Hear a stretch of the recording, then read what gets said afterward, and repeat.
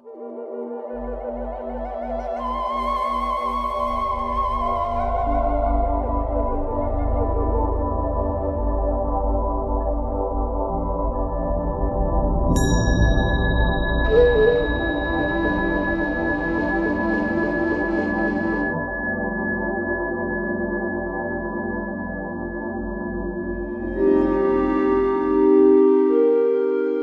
you ever wondered, can you communicate directly with spirit guides, teachers, or non-physical consciousness, or even our higher selves?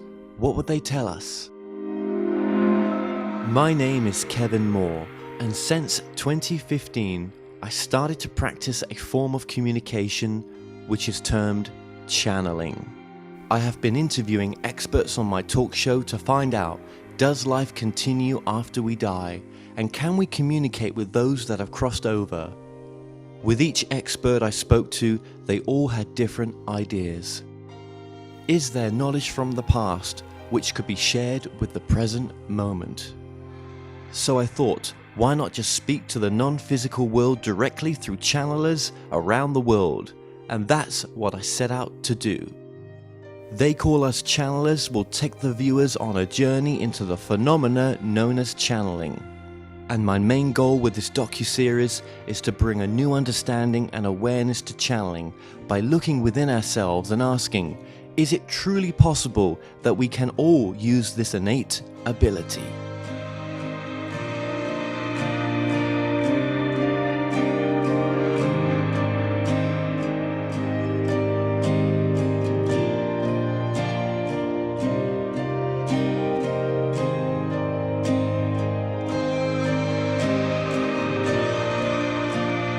Hi, I'm Diane Jackson, and I am the partner to Elliott in this endeavor.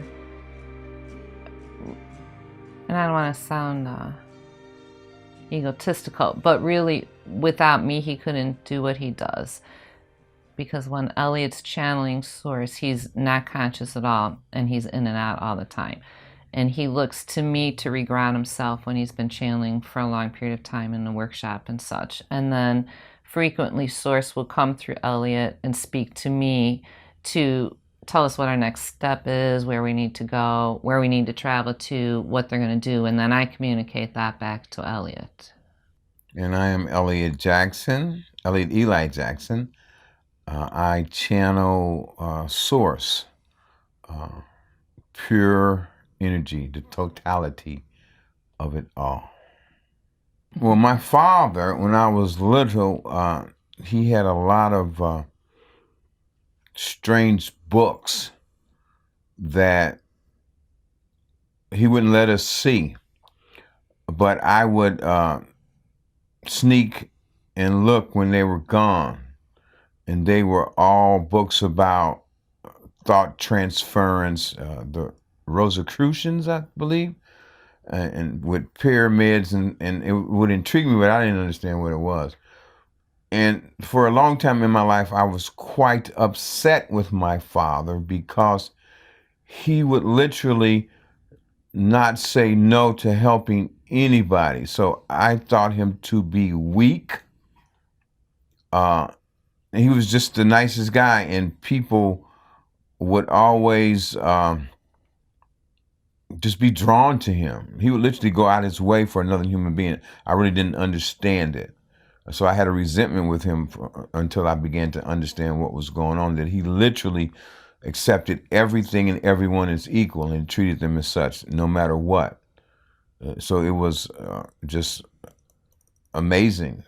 And his nickname was Hurricane, because he was like all over the place. And I used to watch him. And like I said, I couldn't speak a lot because I stuttered. But I just found him, I didn't understand him. And he had a way about him, always calm, never got angry. And like I said, I thought it was weakness. And later on, I found out that he was kind of like a guardian for me. No matter what I did in my life, and I've done some crazy things, everyone would literally, say, you got to cut him loose and let him go. He's a lost cause. But my father always said, nope, it's going to be all right. He's going to be all right. And today I understand that. No, there was no one in my family who was what I would call spiritually gifted. I led a pretty average middle American childhood. Grew up in northwest side of Chicago. Mother was a housewife, father worked, went to Catholic school. And at one point I wanted to be a nun. But really... I'm glad you didn't do that. After I thought about it, I didn't want to do it either. But really, I always believed in that there was a God or a source, whatever you want to put a name on. And I wanted to devote my life to that source. That's why I was considering becoming a nun.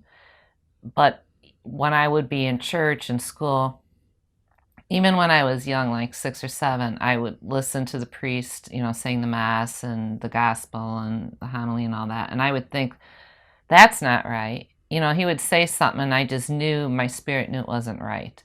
And I'll just give you a quick for instance. In the Catholic Church at the time, they've probably been modernized and changed it since then. If a baby was born, a new baby was born, and the parents did not have that child baptized in the church, and the priest doing the baptism, and the baby died, the baby wouldn't go to heaven. The baby went to a place called purgatory, but the parents could pay to get the baby's spirit out of purgatory. And I think that's not right. How would God punish a little bitty baby? And so anything that wasn't in alignment with what I knew or remembered inside, I just like, oh, that's not right. But I was always afraid to say anything because in that kind of environment, you get punished quickly for going outside of what their doctrine is. And so I always believed in what I couldn't see, so to speak. And when I was younger, my sister and I would go to the library, ride our bikes to Chicago Public Library, and I would take out books like Edgar Cayce, the old-time psychics and spiritual people, and I would hide them under my bed so my mother wouldn't see. And then I'd read them and take them back. And so I was always interested in that kind of stuff. I can't remember the magician's name, but I would try to do spoon bending on my own when I was like 11 or 12. And I always talked to plants and, and animals and all that stuff. So I knew the truth, but I wasn't raised in an environment where speaking that truth was any benefit to me whatsoever. So it wasn't until I was older that I could be more open about my spiritual journey and quest. And was it before you met Elliott that you started going into that spiritual quest, or had you been on a search up to that point anyway? I'd say I'd been on a search my whole life, but I didn't get serious about it until I was older, until my kids were grown. And at the time, I owned my own pharmacy, mail order company outside of Chicago. And I got to a point in my life where I was unhappy with what I was doing with my own life. I was successful, outwardly successful, financially, socially, etc. But I was not happy with working in the field I was because I knew I wasn't helping people. And I wanted to go in the medical profession to help people. But I was sort of disgusted with myself, if that makes any sense. And so I thought long and hard about it. I thought, if I want to switch, I better do it now. And now's the time. And so I sold my half of the company. And that's when I seriously started going back into what I knew was the truth and studying essential oils and homeopathic medicine, natural healing methods instead of chemical healing, which isn't healing, chemical covering. And let's just bring Elliott's story up to that point as well. So just before the point of meeting, now you had a distrust for women? Well, in my early years, I had a distrust of women because I found them to be, in my mind, devious and a tool, because that's what I was taught. My friends always talked about having a notch to get as many women as you could. And so that's kind of how I lived my life for a very long time, because that was the information that I received. And so I looked up to men that were dressed sharp and, kind of flashy like, although I don't know why. And so I lived my life in that way until I just got tired of a lot of just empty, in my mind, relationships. And I understand today that that's where my vibration was at, so I can only draw to me, because water seeks its own level, where I was at. So I was stuck, and so anybody that came towards me would probably be stuck too, or a little lower vibration than me, because that's what I was drawn to. And I was afraid of a confident, educated, well-spoken woman. If you were that, I stayed far away from you. So, is there things in your past that still affect you? Are you still shamed by things, or have you healed that? Well, I believe that I've just about healed everything, but every now and then I feel intimidated by if Diane says something that in my mind seems sarcastic or condescending statement, I kind of shrink for a moment. And I don't know where that comes from. So going back just prior to meeting up with Diana, your career was pretty varied? Yes, I would say so. Well, I originally went to university to be a minister in the Methodist Church. And I went to a place in Atlanta called the AU Center. It was a bunch of traditionally black colleges, Morris Brown, Clark University, and Spelman, which is an all-female black school. Anyway, I went down there because I envisioned myself to possibly be something like Martin Luther King, because I had a resentment in my mind with Anglo-Saxon individuals, and because of misinformation I had received. So in my mind, anyone that wasn't of a darker hue was a blue-eyed devil, and that's what I called them. And that's what I believe, because that's the information that I was given. But anyway, so I was supposed to give a sermon, a speech to the AU Center, but also because of where I came from and who I ran with. Before that speech, my friends and I drank quite a bit of wine, rock gut wine, you would probably call it. And I was wasted, and nobody came. And I remember I was crying, and one of my friends that was drunk with me, he said, well, Elliott, no one wants to hear someone who does the same things that they do. I didn't understand that. Consequently, because of the things that I was taught, I met a girl. She became pregnant. The religion was running in my mind. You got to do the right thing. You got to do the right thing. So I quit school, asked her to marry me, and join the Air Force. And they sent me straight to Europe. But I had a resentment because I was only 20, married with a baby, felt that my life was over. So as a consequence, I would excel in whatever I did, but I went heavy into the illicit use of drugs. And part of my job had to do with that. I'm not really going to get into that right now, but suffice it to say that I got strung out on a multiplicity of drugs, heroin, cocaine, hashish, whatever I could get my hands on, a lot of alcohol. So my life began to spiral, resentful of whites, blacks, because in my mind they weren't doing what they needed to do, women. I was just all messed up. And it took a long time. And then finally, I began to get clean. I began to help people get clean. And I began to follow a more therapeutic path, clinical path to helping people. And I, continue with my education. And that's what I was doing up until I met Diane. However, a string of things started to happen. I was very proficient in dealing with addicts and alcoholics, troubled teens.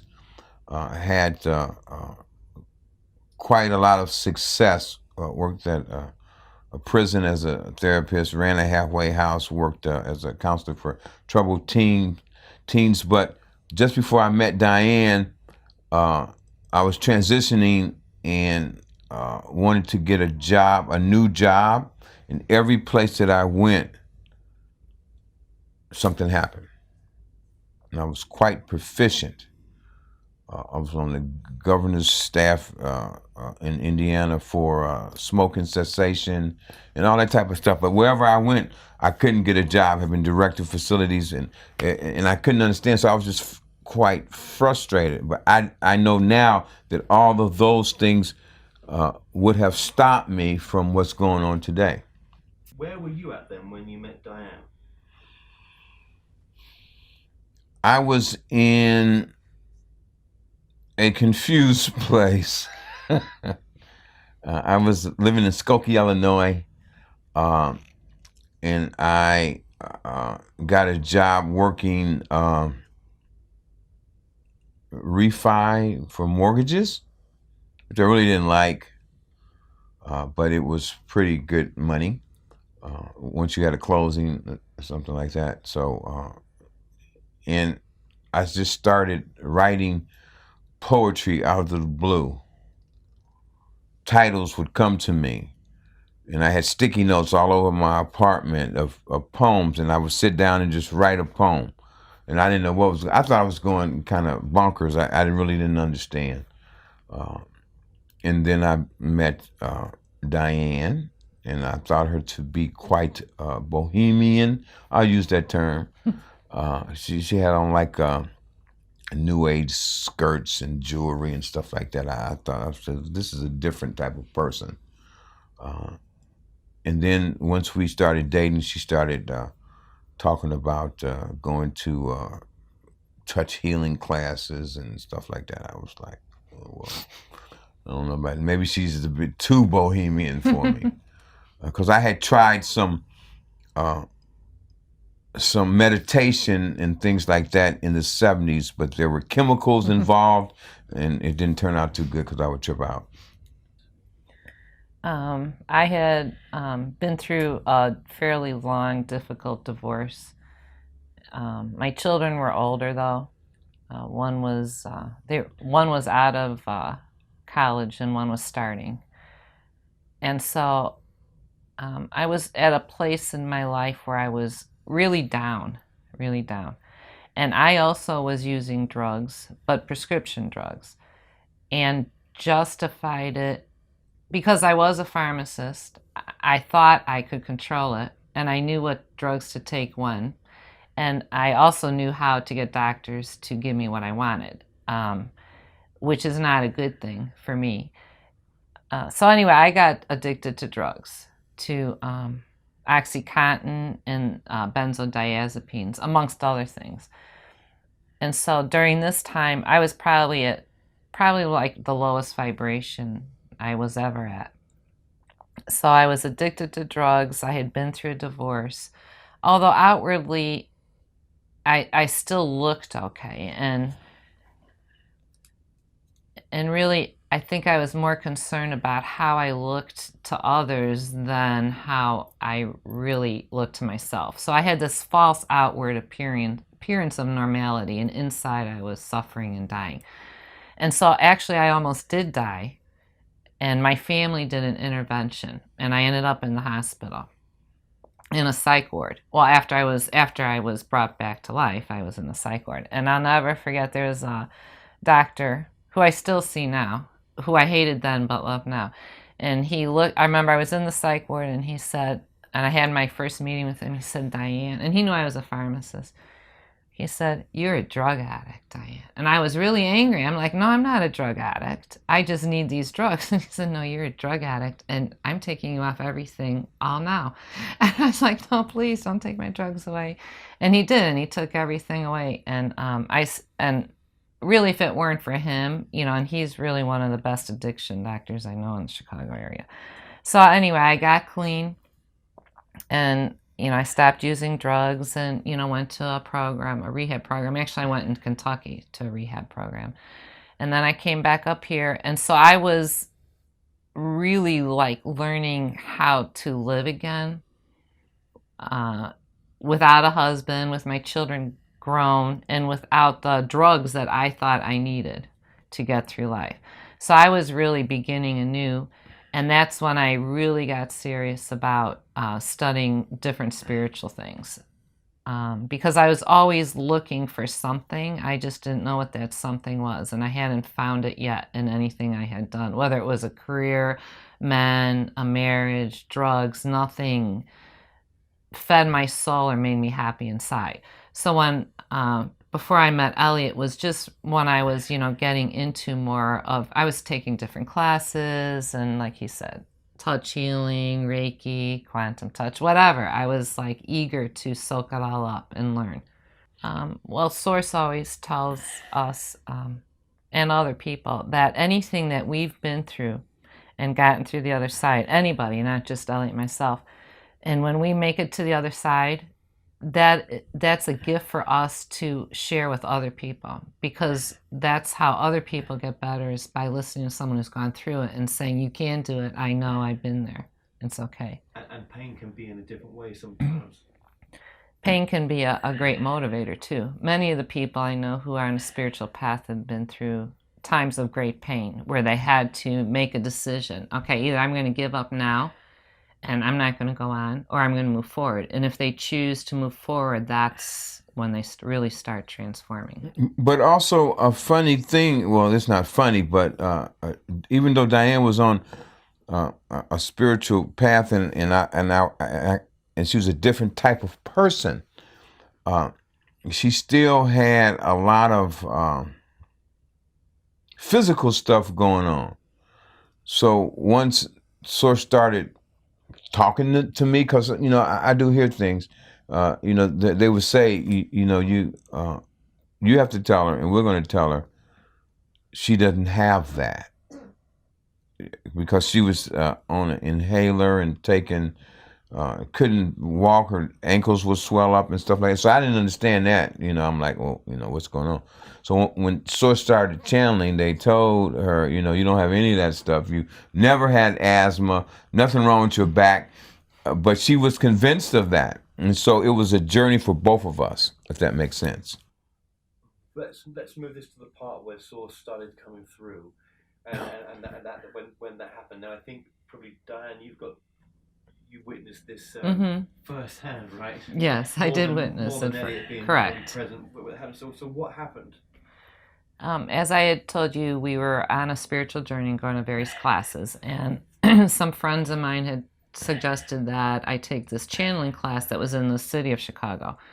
And so I said, sure, I'm always willing and ready to check out something new. And then I asked Elliott if he'd like to go with me, and he said, no, absolutely not. He goes, because now you're pushing the bounds of believability with me.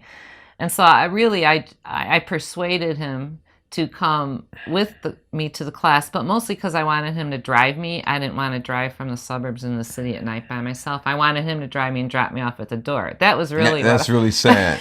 Well, that was really I guess whatever it takes, whatever motivation. So anyway, we went to the first class, and the woman who was channeling said she channeled the Sirius Star family. And right then I said, well, I don't think so. He's like, what's the Sirius Star family? And so when she went to channeling, and as you well know, each channeler has their own method of how they go into that consciousness. And so in her case, she toned first, and then, but she not only toned, like her body, she like would jerk and her body would move in some strange kind of ways. And it appeared to be very strange. So Elliott he goes, I'm leaving. This is really crazy. He goes, I'm not listening to this. And so, like, I kicked him on the table. I go, no, it'll be okay. We'll stay. So anyway, she began to channel, and she channeled in an old English Cockney accent, unlike her, because she's an American. And so I lived in England, so I understood the dialect and everything. So to me, it was a trip. I'll use that word, and it was quite entertaining.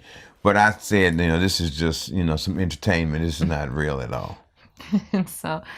And being a good Catholic girl, I'm good for doing homework and following the rules from any teacher. And so part of the class was she would give us certain assignments to us to do at home. And one of the assignments was to meditate with someone else from the class and really like practice thought transfer and sending images to each other in words and see if we could read each other's minds to increase our intuitive ability and open ourselves up. And so one night in our living room, and of course I said we need to do our homework, and he's like, fine. So I said, so let's meditate and start. And this particular evening, we were sitting there across from each other, and I don't know how long we were in meditation, maybe not longer than like 15, 20 minutes or so. And Elliott started to speak, except I knew it was coming from Elliott's mouth, but it was nothing Elliott would normally say, or the tone or how he would express himself. So the first words that I heard spoken through Elliott were, I am, you are, we are one. We are here for you. You have questions, we have answers. And so I was not in any fear. I opened my eyes right away, and I looked at Elliott, and he was sitting across from me like he was sleeping, sitting up in the chair, his eyes closed, totally relaxed. And as I said, there was no fear, more like curiosity. And so the first thing I said is, who are you? Because Cheryl channeled the Seer Star family. And then I had other people channel Sun and Masters, angel groups, whatever.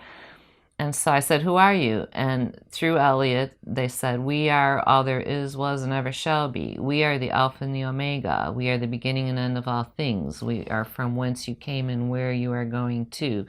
We are pure light and love. You are pure light and love. We are who you pray to in your times of need and pain. We are who you were taught to be as that word God.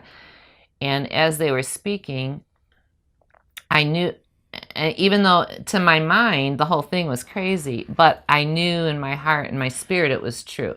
And I started crying because it was truly at that moment that I knew that we weren't alone, that there is a loving greater force, no matter what you want to name it, that is all around us and with us and supporting us in this life, and that it didn't matter what we do and don't do with our lives. Because in my lower points in my life, I would think, oh, why do I try? It doesn't matter.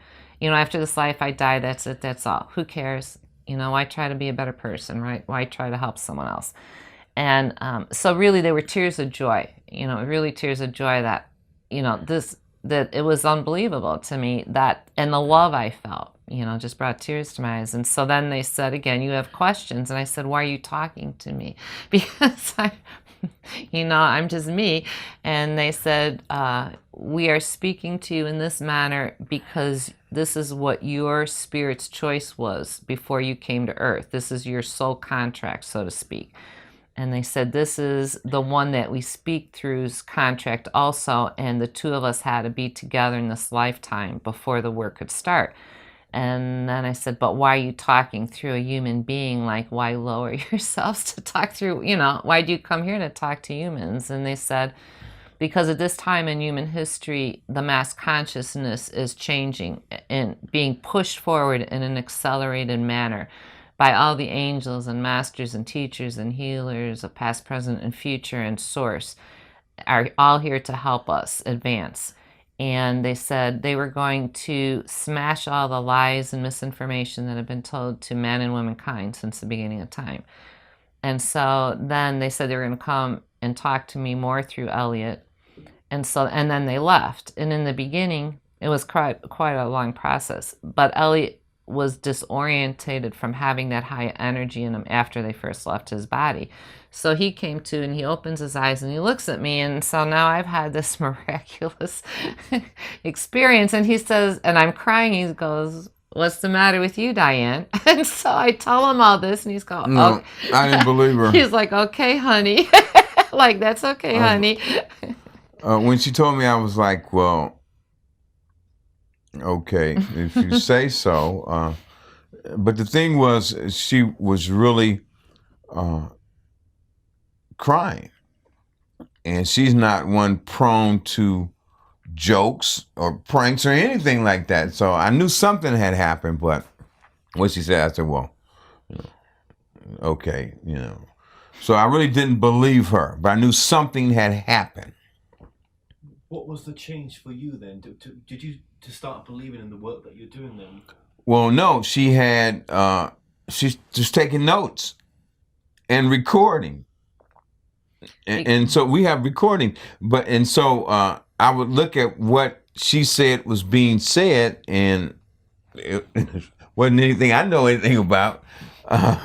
And she had these recordings, but I would not listen to the recordings, but I would look at the information, and they were talking about chakras in the human body and other portions of the universe and dimensions, and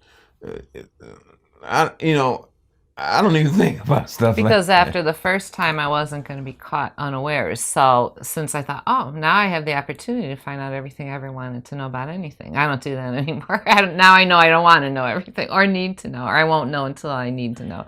And so I would write down questions. What happened at the beginning of time? Was there really a Noah's Ark? Was there really an Adam and Eve? Did man, was it creationism, evolutionism? And all those kind of things would come to mind. And so they would answer me, and then I'd write it down, and he would read it. And then after a while, they told me, we're going to limit you to only 3 questions each time because I asked too many questions. So I would, only get 3 answers at a time. And in the beginning, though, we didn't tell anyone. We didn't tell anyone in the channeling class. We didn't tell any of our friends or family because I said no one's going to believe me in a million years. So we'll keep this to ourselves. But it was really because I had this time missing where things would happen, and it would be 12 noon, and we're sitting somewhere, and then the next thing I know is 5 in the evening. I'm like, what the, what? And then she started telling me all this. It was really a strange time. It really pushed my mental. I thought that I was going crazy. I thought she was going crazy because all these things were happening. And she had all this information. And I had this missing time. And I couldn't explain it. So once I started looking more at the information, I was like, well, maybe. I don't know. It was a process for me, a very long process. But then when she would give me the information, and that's why I said earlier, I literally have to hang on the word of a female whom I didn't even trust, in my mind. And so it was a leap of faith for me to believe what this woman was telling me. And what I know now, when I would look into her eyes and she would tell me this, that she was telling the truth. That's the best way I could explain it. And all the weird stuff was happening. So after about 9 months, I started getting up, going to the computer at night, and Diane would come sometime and shake me. And, I look at her, and then we look on the screen. It was just pages and pages and pages and pages and pages of information that they had been automatically typing. And then they told Diane, and she told me, Source says we're going to write some books. They're going to write some books through you. We have to get them published. Oh, my God. Okay. Yeah, it was a process. And in the beginning, like I had said, their Source told me that their energy was so high, they had to synchronize his brain and neurotransmitters to resonate with, to be able to handle their energy. So from the process you've seen today, from back then is a big change. In the beginning, he'd be disoriented for maybe 40, 45 minutes, where he'd be walking around the house. He'd be at the refrigerator door open, just stuffing food in his face, and I'd be like, Elliott, don't do that. Or he'd want to walk outside and just have his underwear shorts on, in the middle of the night. And I'm like pulling him in. And so I sort of had to follow him around and make sure he was okay.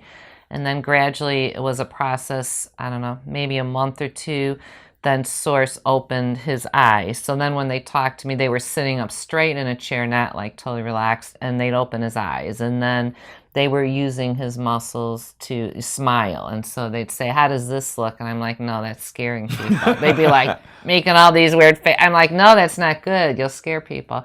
And so it was a long, long process. And then, you know, till they could use his body to walk around in his body and stuff like that.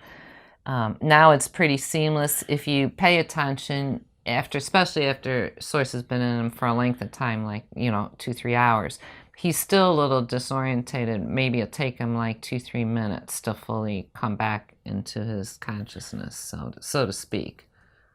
Now, would you say that this is your truth, that you're very content and happy at where you are right now with what you do? Yes, because even though I don't remember anything that's channeled or in a private session with people, because we see thousands of people, to hear somebody say, you know, I did what Source asked me to do and my life has changed.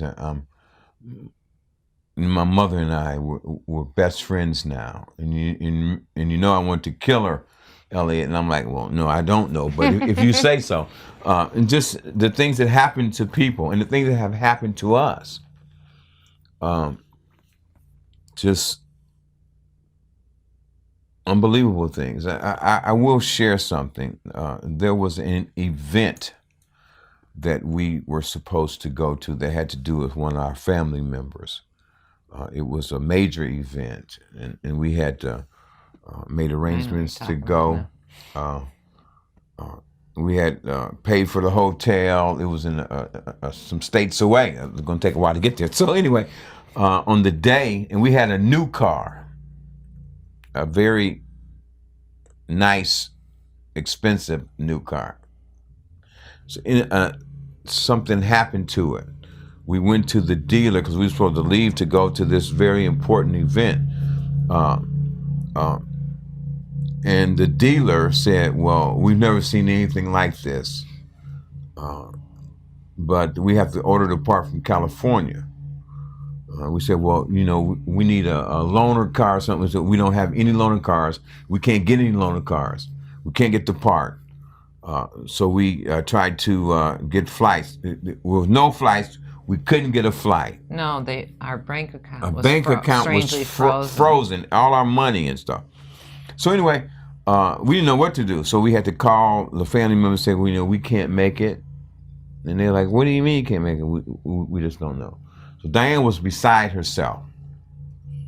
And so later on, Diane tells me, Source came to her and said, if y'all had went in that car, or in any car, you would have been hit by a drunk driver, and Diane would have been in a coma for a long time, and I would have been... So Source said the angels all work to keep us home.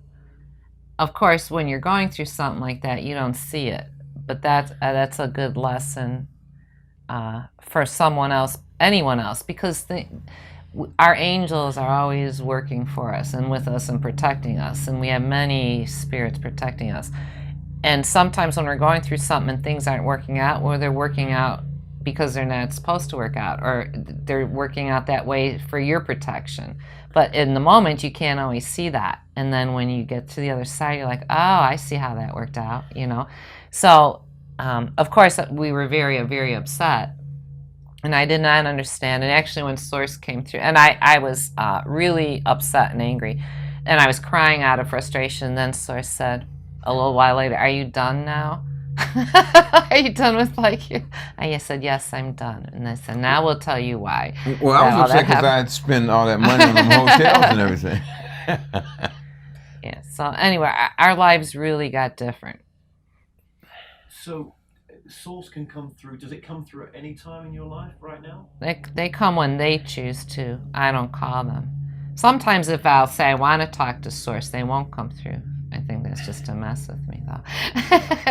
But no, they pop in and out when they wish to. It could be in the middle of the night. They'll wake me up in the middle of the night sometimes. For instance, they'll say, turn on the TV, the specific instant I'm remembering is when they had the tsunami and earthquake in Japan a few years ago.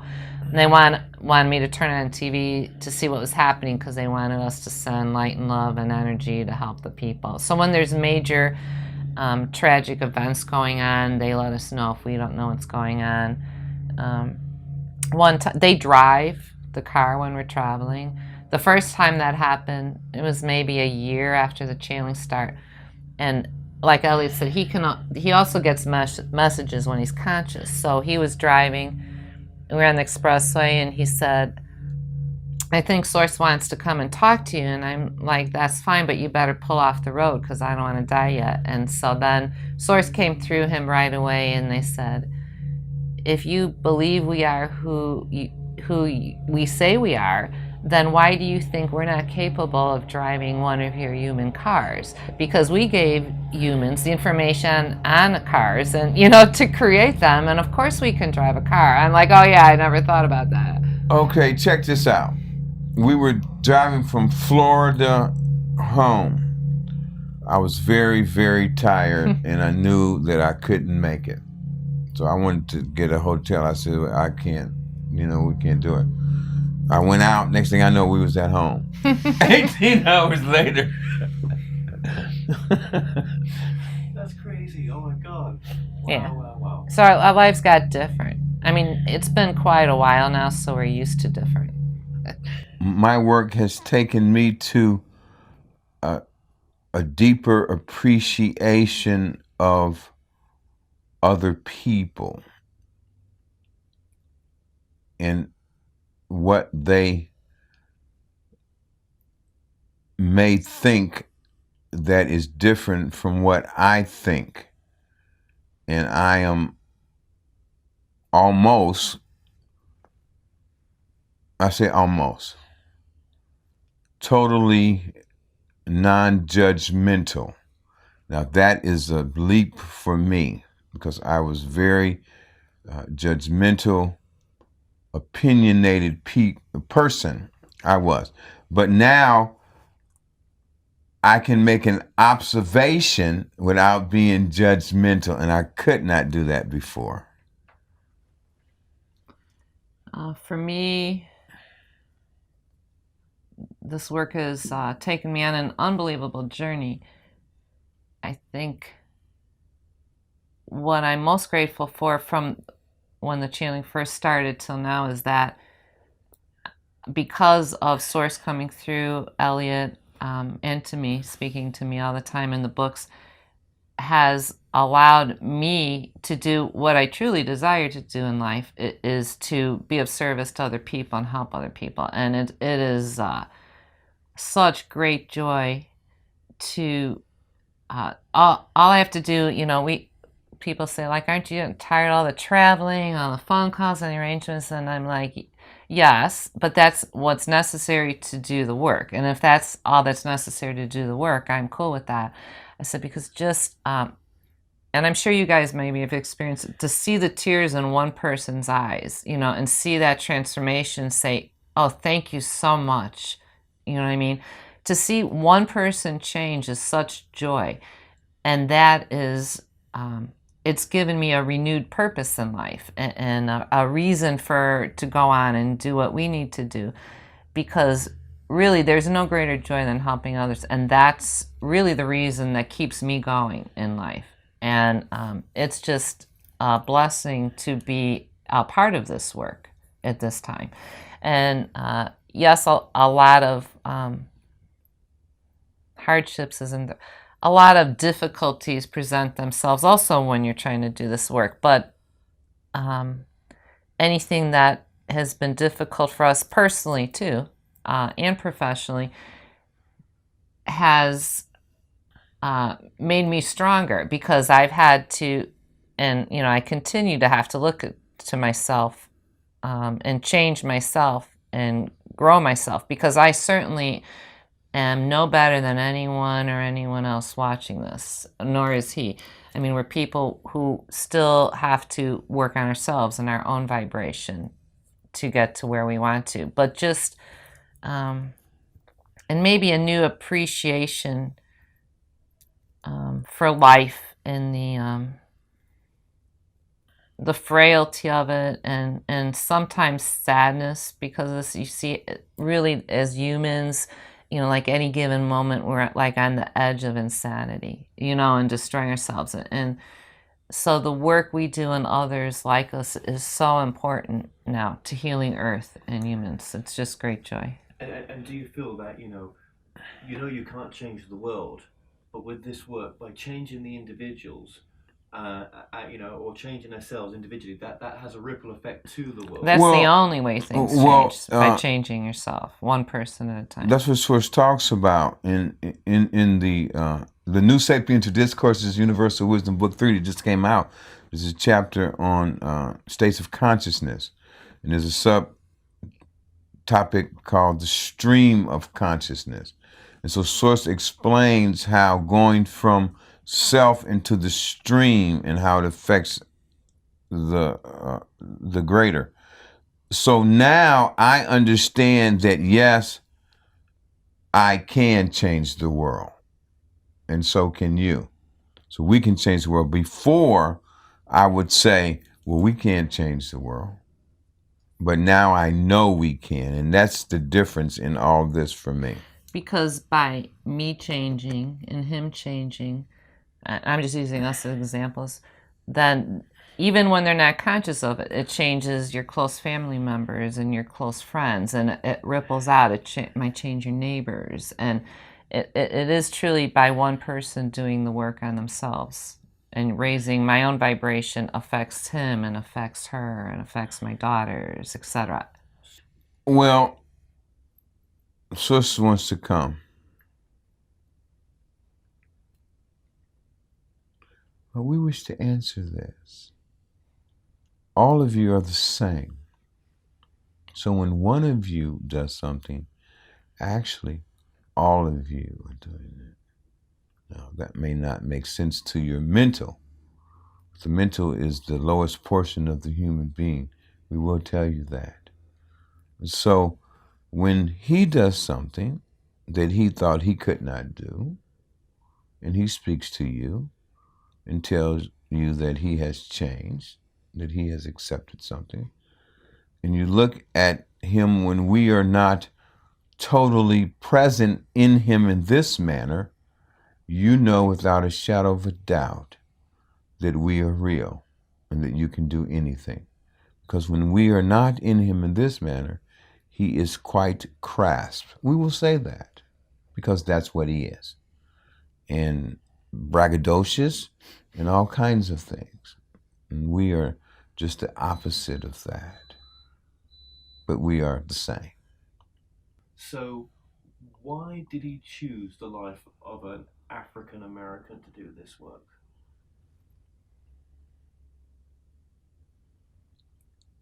Because the only way in today's society that any of you can really be heard and reach the masses, which is our goal, because he's not the only one that we channel through, is that it would have to come through a black male and a white female. Because in all of your societies, the darker hue has been under the thumb by influences by lower portions of us and the female. And so we use them. How's that? Because what you think you might hate is what you might listen to, or you should listen to. How's that? That's a paradox, isn't it? Of course it is. Everything on your plane is a paradox. And then many of you think that the African American or the African is subpar. That's the way that many of you think. And so we use that which you resist to persist. The average height on your planet is 5'4". Now, we sent others, and others chose to come to the planet that you live on and give information many moons ago.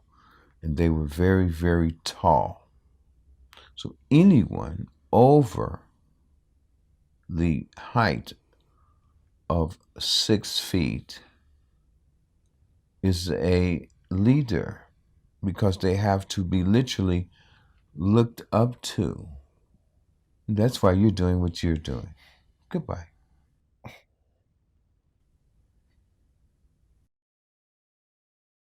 And when that happens like that,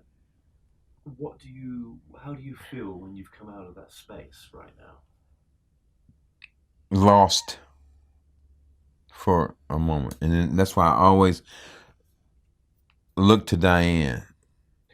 So this is really weird for me, because once again, you have to understand, I always have to look to Diane. I have to look to what I didn't think could tell me anything, if that makes any sense to you. Now. Of course I do. But if that makes any sense to you. 1,000, well, more, yeah, of course it does, right? Yeah.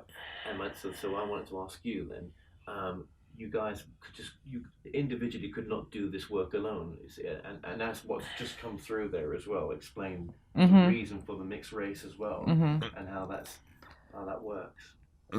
Well, and then 2, we have been given certain information about our past lives and some reactions before.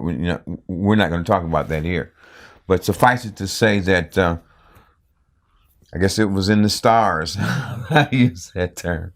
I guess it was in the stars. Yeah, we've done this work before in other times, and also Pat has been with us in other times, and I have suspicion probably you were too. So, which is something you can ask Source about your past lives. Absolutely. Be interesting. Absolutely. Because, like I said, certain groups of spirits choose to repeat the work at different times that are in turmoil, or when the earth needs help, to come back and say, okay, we'll do it again. God knows why. Sometimes.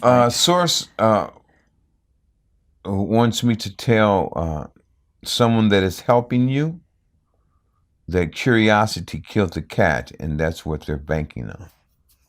Whatever that means. Do you know what that means? No, I'm not sure. Well, think about it. It'll come to you. Well, it's for someone that's in here now. Actually, it's the curiosity that will get them to where they need to go. Do you know what that means? Okay. Okay, that's interesting. Well, I don't know what it means, but that's what they're telling me. Only he would know, this person. Do you? I'm not. Do you understand that? Yes. Okay. Well, see, he understands, even if we don't. Absolutely, it was for him, for you, Neil. Absolutely, yeah. Okay. So,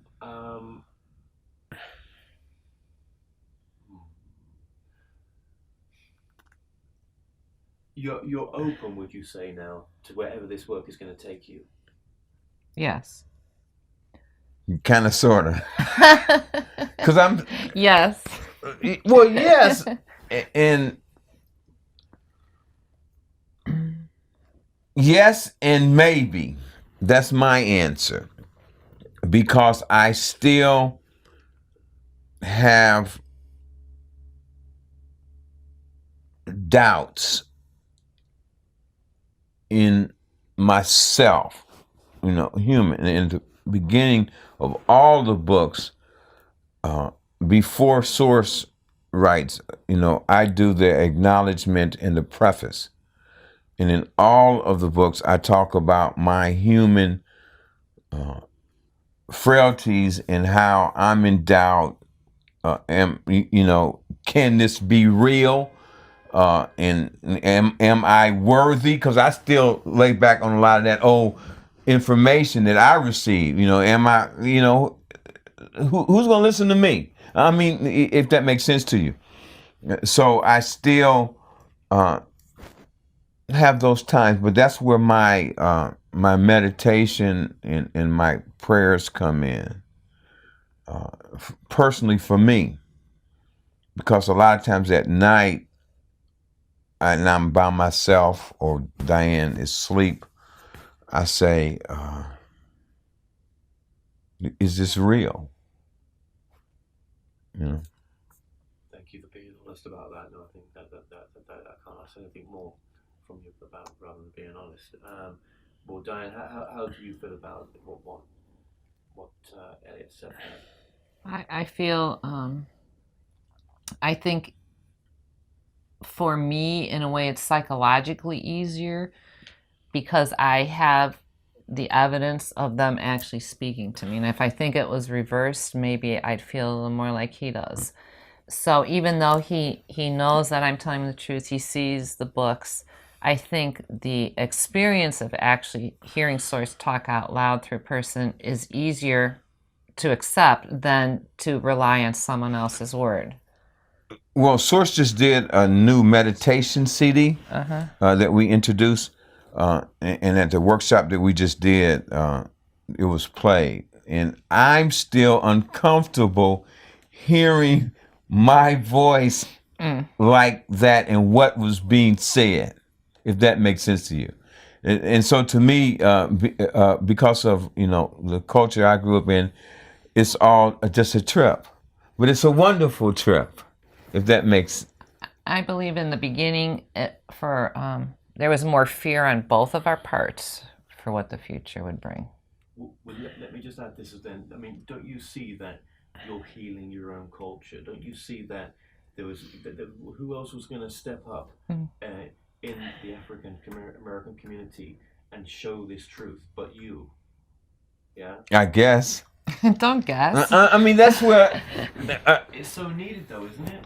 Well, it's not. It's needed for, but because of the information that we're receiving and that I'm accepting now, and the Source is given, I'm beginning to fully understand that there is no difference, and that's the issue with all of us. We think there's a difference, and I'm sure Source will talk to you about that whenever you get to it. But I'm beginning to really understand that there is no difference. I thought there was a difference. I was told there was a difference between all of us, between the male and the female, the European, the African, there's a difference, the Native American, that we're different. And so what you think is different, you fear. And now the information that Source is given because Source always says that all of us act the way that we act at the vibration we're at with the information that we have received and accepted. We can't act any other way. So when we receive different information or new information or truthful information and we accept it, then our vibration rises and we act differently. Absolutely. I mean, I don't see there's no difference between a black person and a white person. It's a soul having a human. Well, that's what I thought. Right, yeah. I'm talking about me. Yeah, I feel exactly as you did. There's no difference between black, white, male, female, etc. Asian. It doesn't make any difference. But it's so prevalent still in our culture. It's still a big issue with human beings in general. And that's as a good thing, like you said, that he's African American, I white female, because it breaks down some of the cultural barriers that are still, if not acted upon, at least unspoken and thought about. But see, the thing is also now, as I look back in retrospect, I begin to see that since I graduated from high school, literally every place that I have been on planet Earth, different countries and wherever I went, I have been the only black person. We went to a family wedding over the weekend. I was the only. It's like a little joke, like at the wedding. I'm like, oh, you're the only black person here. But kind of, it's not. Not funny. We were just teasing each other. But or a workshop. And before the workshop, I'm the.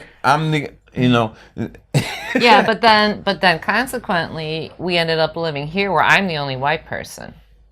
So it's like, both of us being used and exposed to cultures that we didn't grow up with, and all that kind of stuff, which is cool.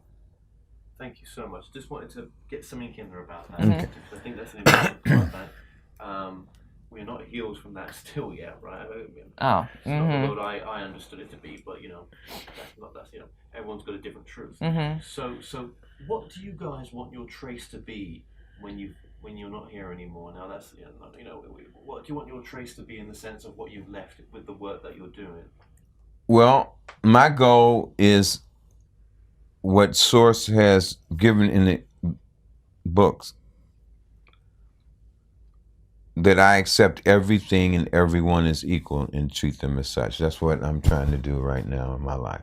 That's what Source says. That's the only way to get back to them. And I want to go back to them because I'm tired of all this. Although I like all this, but I'm really. When we first started, we had a lot of cars. And I love cars. We had a lot of cars, nice cars, expensive cars. The first book came out, and Source says, you're going to be talking about, we want you to talk about economy and stuff like that. So and the environment. The environment. So guess what? Global warming, you guys carbon are going monoxide. to get rid of all those cars. And you're going to be driving a hybrid. And I'm like, what? What? So, see, all these stuff I've had to accept. And it's not easy. It ain't easy.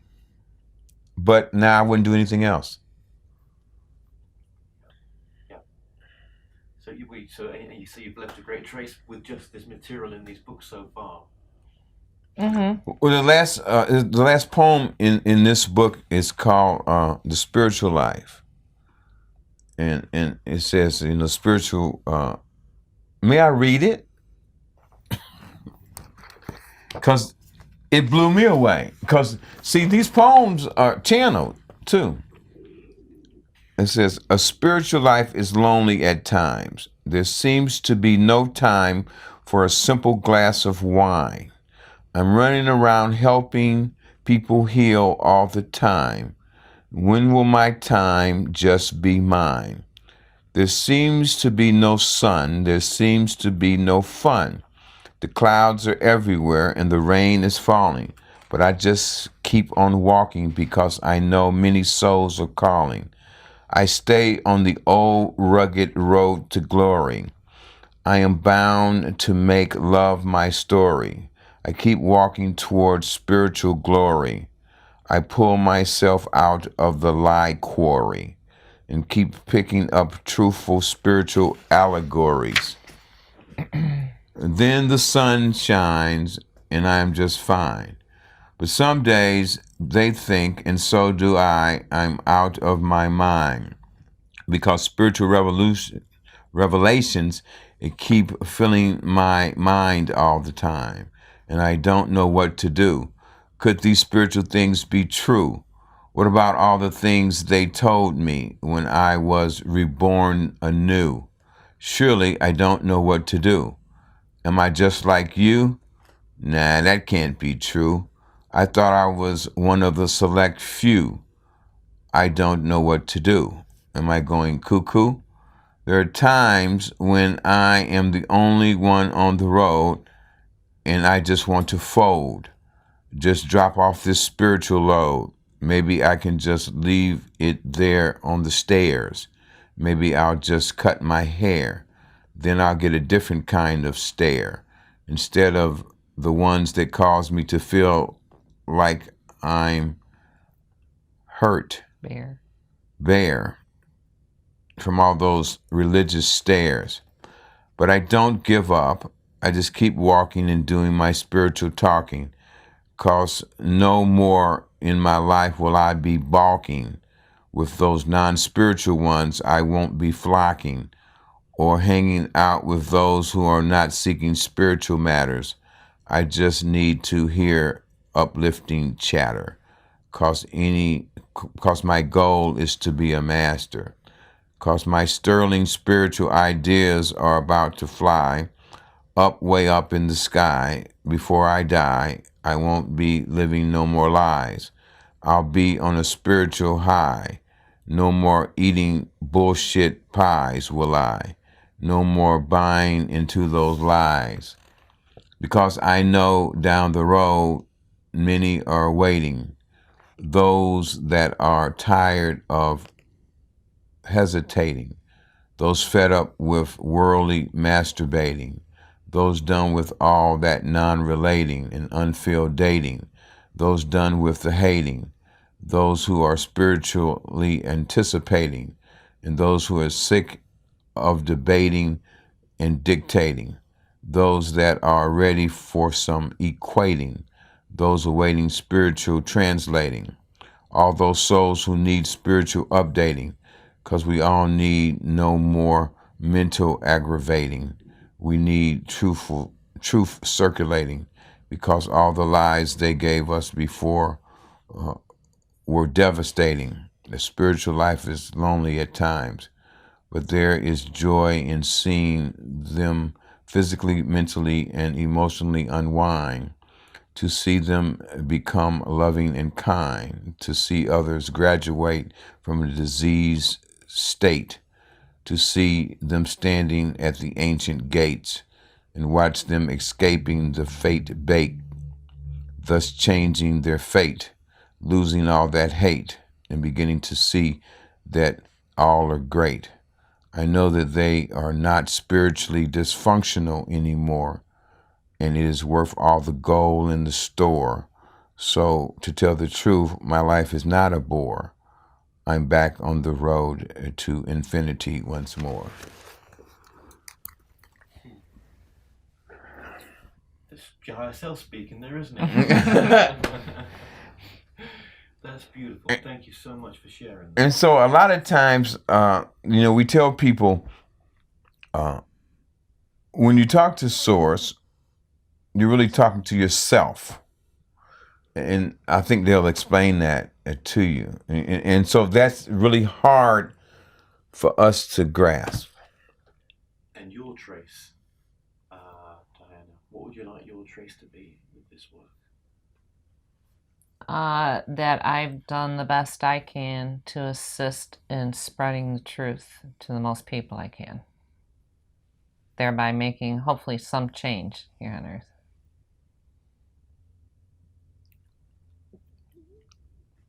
A lot of times, Diane tells me that Source tells her, it's going to be all right. Just keep doing what you're doing. It's going to be all right. And then, because a lot of times, Source told us a couple of years before Jerry Hicks transitioned, that he was going to transition and she would be doing the work on her own. But they said anytime that you get eager, all those individuals, because you live on Earth, had to show longevity, because many of you come and say, this is the truth, and and then you either become commercialized, you fall by the wayside, and all kinds of things. So Source says, you just keep doing what you're doing, and your work will be acknowledged and accepted, because channeling is the most common thing that there is on your planet. Let me just ask you this final question. What do you both think channeling is? What is channeling to you, Elliott? When you're at the proper vibration and level of acceptance, truth. If you're not at the proper vibration and in full acceptance, then it could be anything. It could be some gibbly gobbly or some made up stuff or some all kind of stuff. So that's what I'm understanding channeling is, because I know we all channel.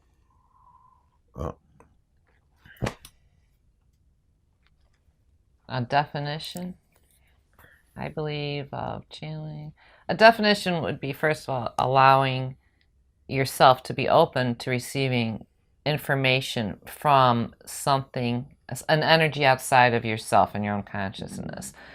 But is it outside of yourself? I'm just true. messing with you. Let's not get into that. But as Elliott said, as with channelers, as with healers, as with Reiki, or any teacher, or any profession, because it is a profession and a gift, there are different levels of vibration. So you might have a doctor who's very knowledgeable, but not of a high vibration, or their tent isn't high, and they're not going to do as good a job in assisting you in healing yourself as someone else. The same with channelers and any other kind of spiritual thing. Depending on your personal vibration and the information you've received and accepted, changes your vibration, and then the information you're bringing through is it's allowed to come through more clearly and not muddled by the stuff in our head, put it that way. Well,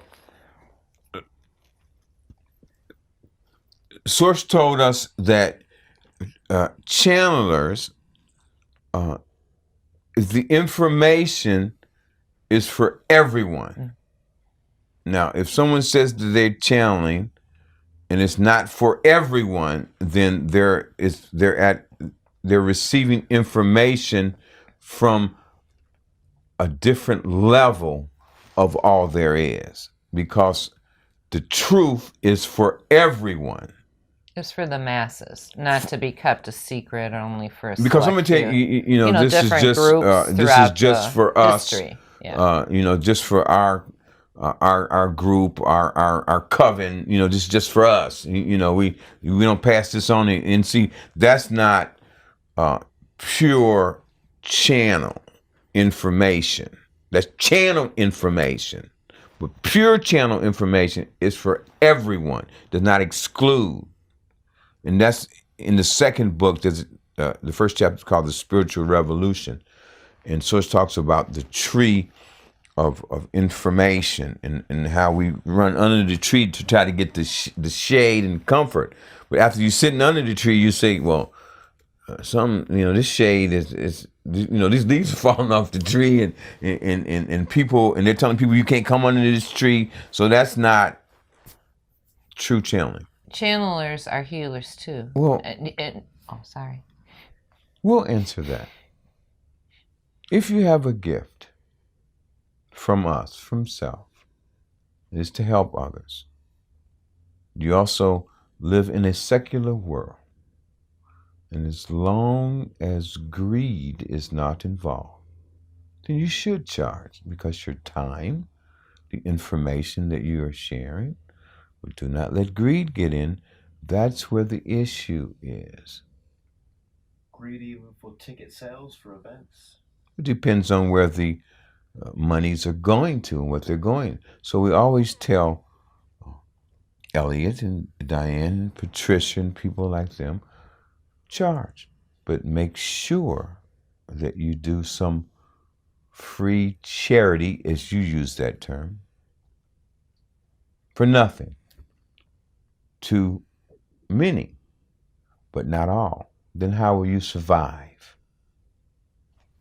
You have to survive in order to share what we need for you to share with others. How do you think that you got here and you received the things that you need, the equipment and the money? You have to. Also, if individuals on your planet are not willing to part with something that they think is of great intrinsic value, are they really willing to accept what you have to share with them? Think about that. You don't have to answer that right now. Goodbye.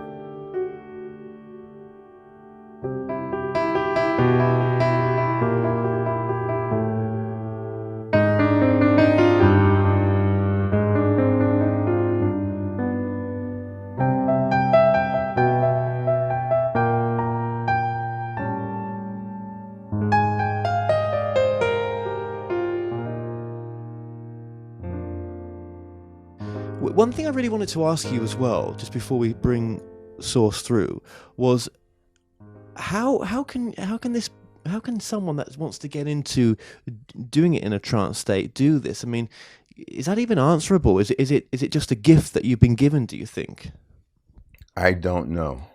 You should probably ask Source, because I consciously was not asking for any of this, because my conscious mind tells me anyway that I'm not worthy enough, because I still feed into a lot of the misinformation that I received when I was growing up about the nature of Source and what Source is. So even now, sometimes I still have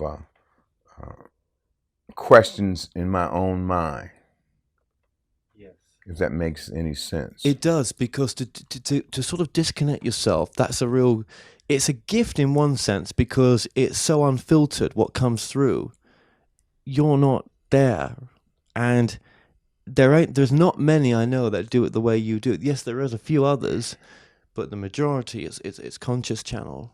Well, I believe that Source told Diane that there were 5 individuals total on the planet that actually channel pure Source. I don't know who the other 4 are, but that's what we were told. Okay, yeah, but that idea of how is someone watching this? How do I take myself out the way, remove myself totally? It's not something that can be learned, is it? In a sense, or from this state that we're in right now, this conscious state that you're in right now, it's difficult to explain it, isn't it? How that phenomena occurs. Well, I cannot explain it because I don't know. All I know is that Source comes and it's a couple of minutes, an hour later, 3 hours later. Right. So, and that's been a part of my process to accept what I consider to be loss of time. Because we could be sitting here and the next thing I know, it's 6:30 at night. Well, let's, with your permission and the permission of Source, let's bring Source through, and it's very easy for you just to switch. I mean, because I've noticed Source coming through just when it wants, but is it normal to ask for it to come through like this? No, I never ask. Okay, well, that's why I've said with permission. And I don't really think that I give a conscious permission. No. Perhaps subconsciously, but Source can explain all those things to you. Now, I didn't know when they would come in the beginning, but now, sometimes, not all the time, before they come, they let me know. It's like a tap on the shoulders, so to speak, a spiritual tap. Or I just know that they're coming. So they're going to come.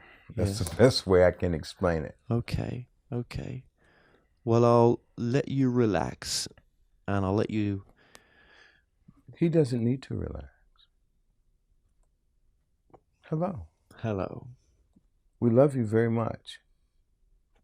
You know, I don't know why, but this is one of my more difficult ones in one sense. I don't know why I say that. It's almost like I feel I can't explain it. It's something different about what's going on here. Well, it is human fear and the misinformation that you have been given about the nature of what you think we are and what you think you are.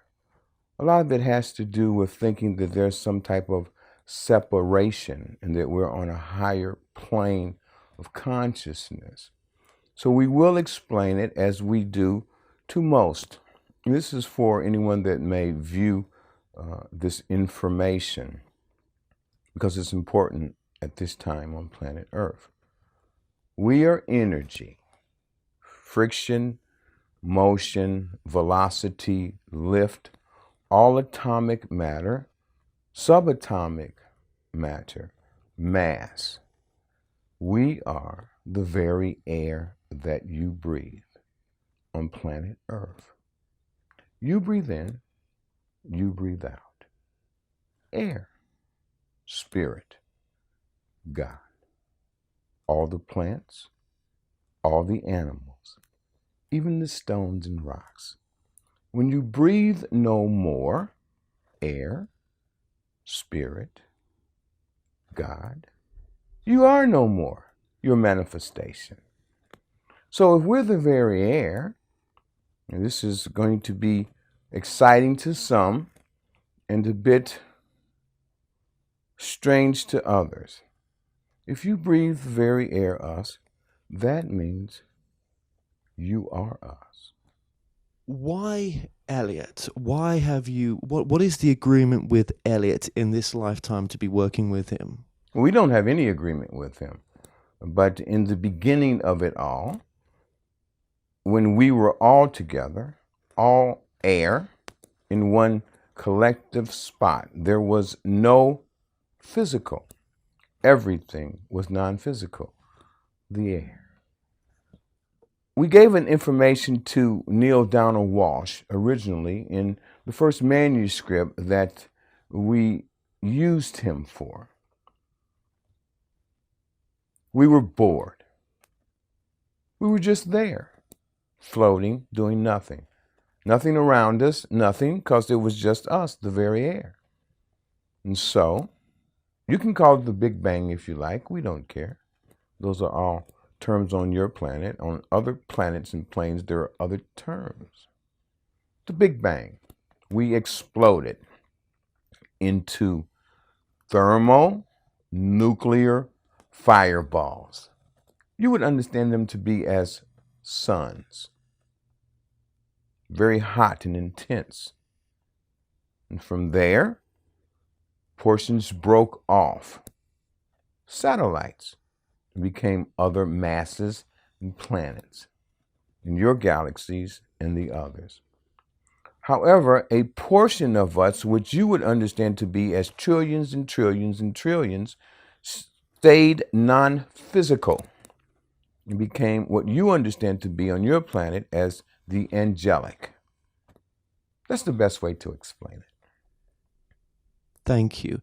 And when you mention Neil Donald Walsh there, that sparks all sorts of emotions in me because, none of us are perfect. And no, all of you are perfect. Okay. All the time. Even with our flaws. What flaws? Well, when with our issues that we have maybe down here when we're not so nice to people and we don't treat each other very lovingly sometimes. Well, those are decisions. And all of you act the way that you act, at the vibration that you're at, with the information that you have received and accepted. You cannot act any other way until you receive different information and or accept it, and your vibration is different. Then you begin to behave differently and react differently. But we tell you right here, right now, all of you are perfect in whatever stage you are in. 7 perfect systems in synchronization with everything everywhere. Anything else you have been told is what you understand to be as a lie. You are perfect. You will always be perfect. All of you are perfect. Sometimes in your language, they may be a perfect fool, but they are still perfect in what they are doing. Even when it's causing harm to others. Those are decisions. And those are related to what vibration you're at and the information that you have received and accepted. So when you've communicated to people in the past and all the people that you do now, it matters not what your past is. If you're ready to receive and are open to working with you or having or hearing you, which is a reflection of us in a sense, you will always come through. Yeah. And we speak to no one that does not wish to hear. But you have to understand that the spirit in all of you on planet Earth already knows the truth. It is the battle with the mental, which affects the emotional, that we address when we speak in words. In the books, and as I speak to you, there seems to be, would you call yourself Source? Is that the name that you're happy with? We're you. This is the message that we are trying to get. We began with the analogy of the air. Well, it's not an analogy, it's the truth. You are God. All of you are God. On all planets and planes. All animals are God. All plants are God. We know it's hard for your mental to conceive, but the truth will set you free. That means that you are a creator and all others are creators. You created the documentary that you're doing with the assistance of others, and those others created their part. We don't make any of you do anything. We do not interfere with freedom of choice. When one of you is ready to receive, because your spirit has pressed upon your mental, which affects the emotional, and said, something's not correct or accurate with the information that you have received and accepted. And now it's time for you to seek truthful information. Okay, so when others channel whatever it may be they're channeling, They're channeling us, some portion of us. Now that is the question. When we come through Elliott and 4 others on your planet at this particular time, it is us at our apex, the highest vibration. The highest vibration cannot, will not, does not speak non-truths because of the vibration. We will use Abraham. You've heard of Abraham, a name chosen by 2 of your vanguards in spirituality. We'll use that term. That is a high portion of us, but not the apex. what makes someone like Elliott then bring that through at that higher level? What that openness to bring you through fully then? Because of the mistakes that he thinks he has made. You have to understand that when one of you goes through what you feel in your mind are things that have been totally unbelievable and you can't understand how you even made it through, then you become open to how you made it through. So it's almost like the elimination, almost of a big part of the ego. That's your term, ego. We'll just say you accept that you need to change. Because the highest aspiration for your species, spiritually, from the spirit, the air in us, is to help others. There is no other higher aspiration. And so when you understand that that's what you're doing, you can relax. Your mental can relax, which affects your emotional. Yes, absolutely. And you know you think too much, but most of your species does. Oh, I do suffer from that. It's not suffering. It's who you are. Mm-hmm. It's endearing. Endearing, yeah, that's a good way of putting it. Yeah, absolutely. Thank you. And well, it's well, when I channel then, and others that have this ability, and all others have the ability to channel. Every one of you. What is channeling to you? It's nothing to us. It is communication to you. Because that's all it is. Now, we always communicate with all of you all the time. The question is, are you listening? Because we're never gone. We're always with you. And so when any of you speak of light and love, raising your vibration, taking care of your personal being, you're channeling a very high portion of us. When one of you say, I'm lazy, which you're not, you can't really be lazy, you're channeling a low portion of us because we are the air, which means we are everything. This is what your species battles with because you've been told that we're awful far, that we judge you. We don't judge you. We love you no matter what you do, don't do, say, don't say. We don't care about any of that. We care not who you marry. We care not who you love. We just love you. And we know that you are perfect all the time. And if you are me and I am you, Yes, you are. and my soul is part of your energy, or it's what is my well? Okay, soul is. I don't like the word soul because it kind of puts a cap on what this. Well, that's your English language. 27 letters flipped up and put together. 26, actually. Okay, I am love. That's the closest I can get to. That's what you are.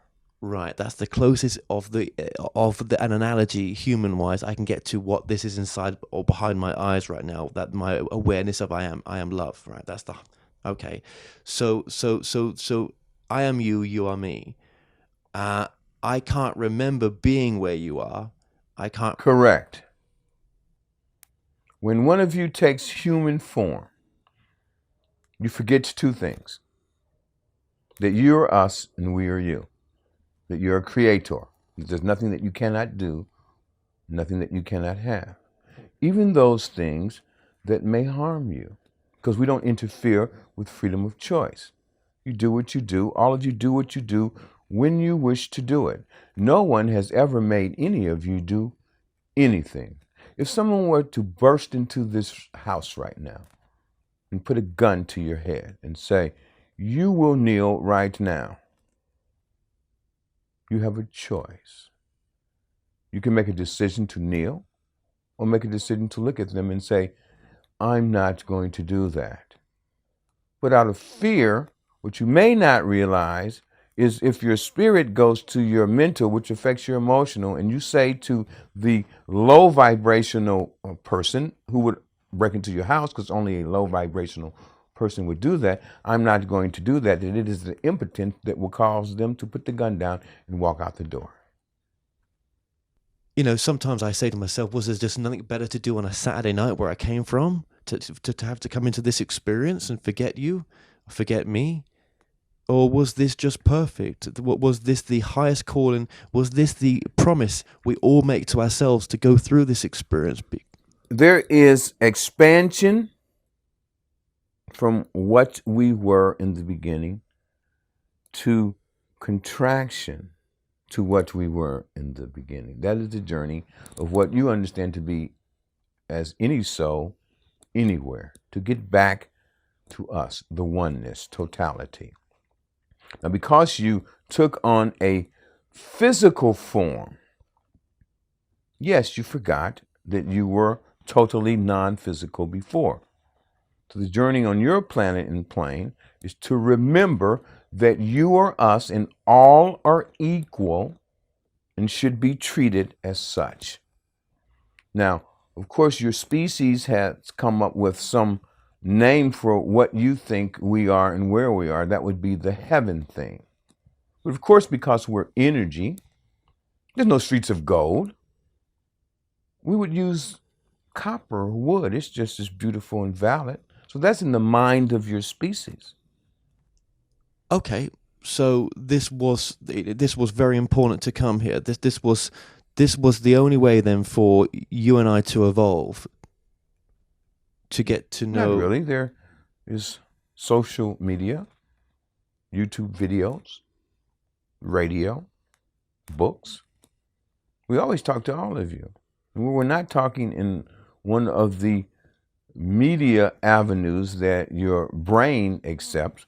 We're speaking to you in the very wind, in the leaves, in the animals that you see, in the warm coffee that you drink.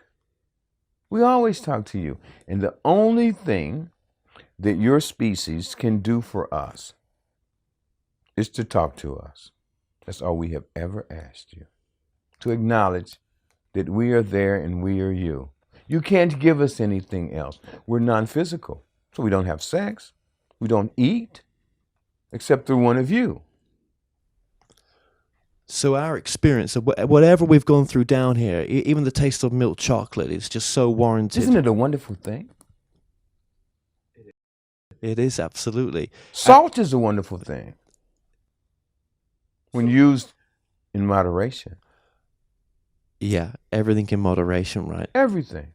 So all these experiences, even the most simplest life, is just so wanted to. Your experience is, our experience is your experience, and Of course. vice versa. Yeah.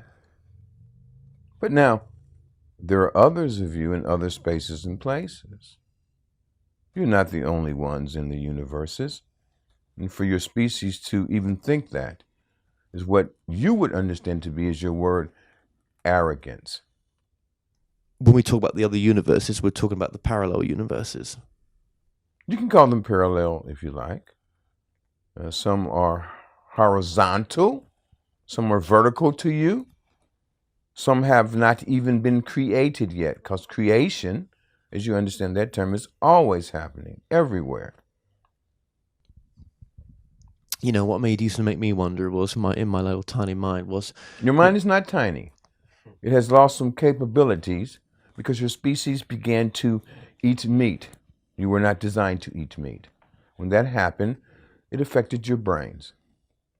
But as of December 21st, 2012, the axis on the planet that you live on and all others in your solar system shifted what is known as a malectic movement and affected your brain. And since that time, the mass consciousness has been rising. You know, when you consider, I used to consider these little, think about the universe, I used to think, my God, I mean, you know, if this doesn't end, there is no end to this known universe. No, there's no end. And that's difficult for some of us to even comprehend, just that understanding. Why is it difficult? Because you always think to yourself, because you've been told untruths. That's why. But one that comes to a high vibration and what you would understand to be as investigation of anything begins to understand that everything goes out and there's more and more and more and more. As many of you say, when you go down the rabbit hole, you find out that it is deep, really deep. So, have you ever made contact with anything above you? There's nothing above us. We are totality. Simple. Have you ever, I mean, is there the understanding that maybe there's, you know, you've given expressions to other gods as well for them to have experiences? Well, all of you are gods. We did state that. Nothing that we say will ever change. The truth is the truth is the truth on your planet and plane and all other planets and planes. That all of you are us. And if you have taken a physical form, your journey, as you understand it, is to return to whence you came, us.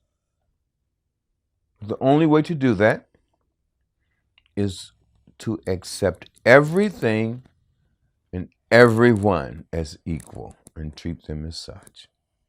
When your others come to this planet in a mass visual form, you need to accept them because they are coming. Some of them are already here. Yes, you're talking about what we may class as, the word extraterrestrials is not maybe the right word for them. It's a word that your species have chosen, aliens. All of you are aliens. Yeah, okay, so, you know, what's interesting and what's been brought through the books that you've brought, the information you brought through, is that a lot of the, even fundamental teachings over the years of our understanding of whatever it may be in the spiritual arena, call it that word, there's progression to be made on them as well. There's an expansion of information. Well, because your species is in an evolutionary process all the time. So as your vibration rises as a species, a lot of the elementary things that you thought become more graduated. In the beginning of your planet, and we talk about this in one of the books that we set forth through Elliott, through automatic typing. There's a chapter called God. And of course, if there was a word that we could not like, although we like everything, it would be that word God. At any rate, in the beginning, your species saw us as one big, large vagina. And if you look at ancient artifacts that have been found in the cradles of your civilization, there were pieces with big protruding vaginas, because that's how you saw us. And later on, you saw us in other ways, as with wings and lightning bolts and things like that. Now, the majority of your species see us as one big, giant supercomputer, because that is where your mental is. Now think about that. The computer and what it does, your iPhones and things, those are what you look to and think are us because of the things that they can do.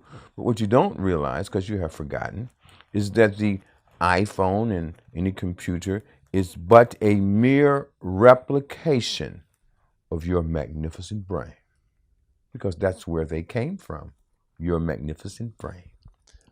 So when we say, for example, Elliott is bringing source through, it's only bringing that which we are already. So when anything is given to us, if source is going to give us whatever it may be, the technology or a spark of the right direction to get to somewhere, it's only really coming from us. It's ourselves, of course, giving ourselves information back. Of course, because they have told you that you are separate from us, that you need someone to talk to us for you. We tell you, there's a word from the country that you come from, poppycock. That's what it is. I've always had that feeling that there was more information to come through than there's ever been brought through before. Of course. Seismic information that's not been brought through yet. Well, in the new book that we set forth through, Elliott, there's a chapter called The Harmonic Earth. We talk about those cymatic issues with waves and coming from your upper atmosphere that are affecting your planet right now, which affects the human body, sound and vibration. Because we are the very air and energy, everything everywhere is pure sound and vibration. Now, on your planet, so that you can kind of make sense of what you think is there, we have given you the optical.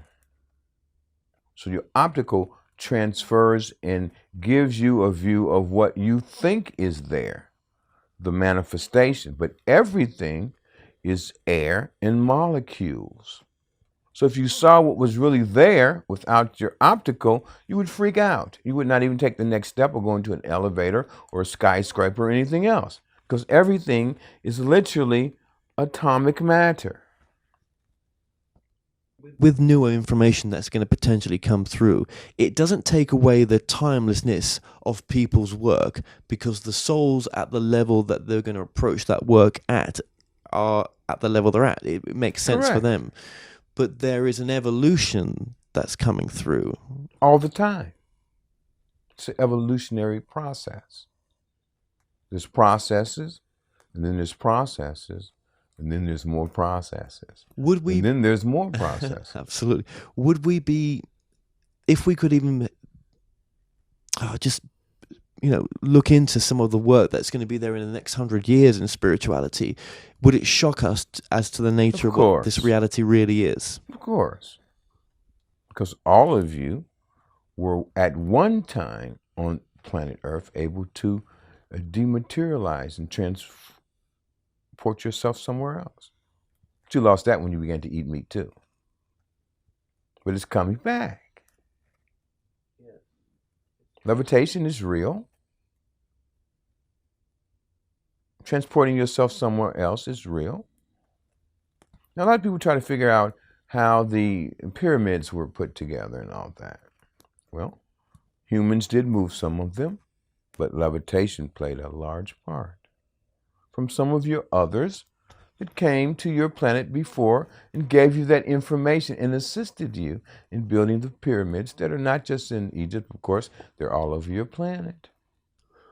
What is the evolution then of this game? I mean, if I'm trying to get back to myself, which is now talking to myself through Elliott, as an aspect and one way for the truth to come through, what is the evolution of this? Is the evolution for us to become our own gods in a sense? You are your own gods. This is it. We try to keep it simple. You are fourfold being on your planet. Because on other planets and planes, they are more than fourfold. But your species, are physical, mental, emotional, and spiritual. So to raise your vibration, you begin to take care of yourself. We wish for all of you on planet Earth to be selfish, but we mean the true meaning, not the one that you've made up. To be selfish is to take care of yourself. Thus, you're better able to assist others in taking care of themselves. That's the raising of the mass consciousness, which flows into the stream of consciousness on your planet.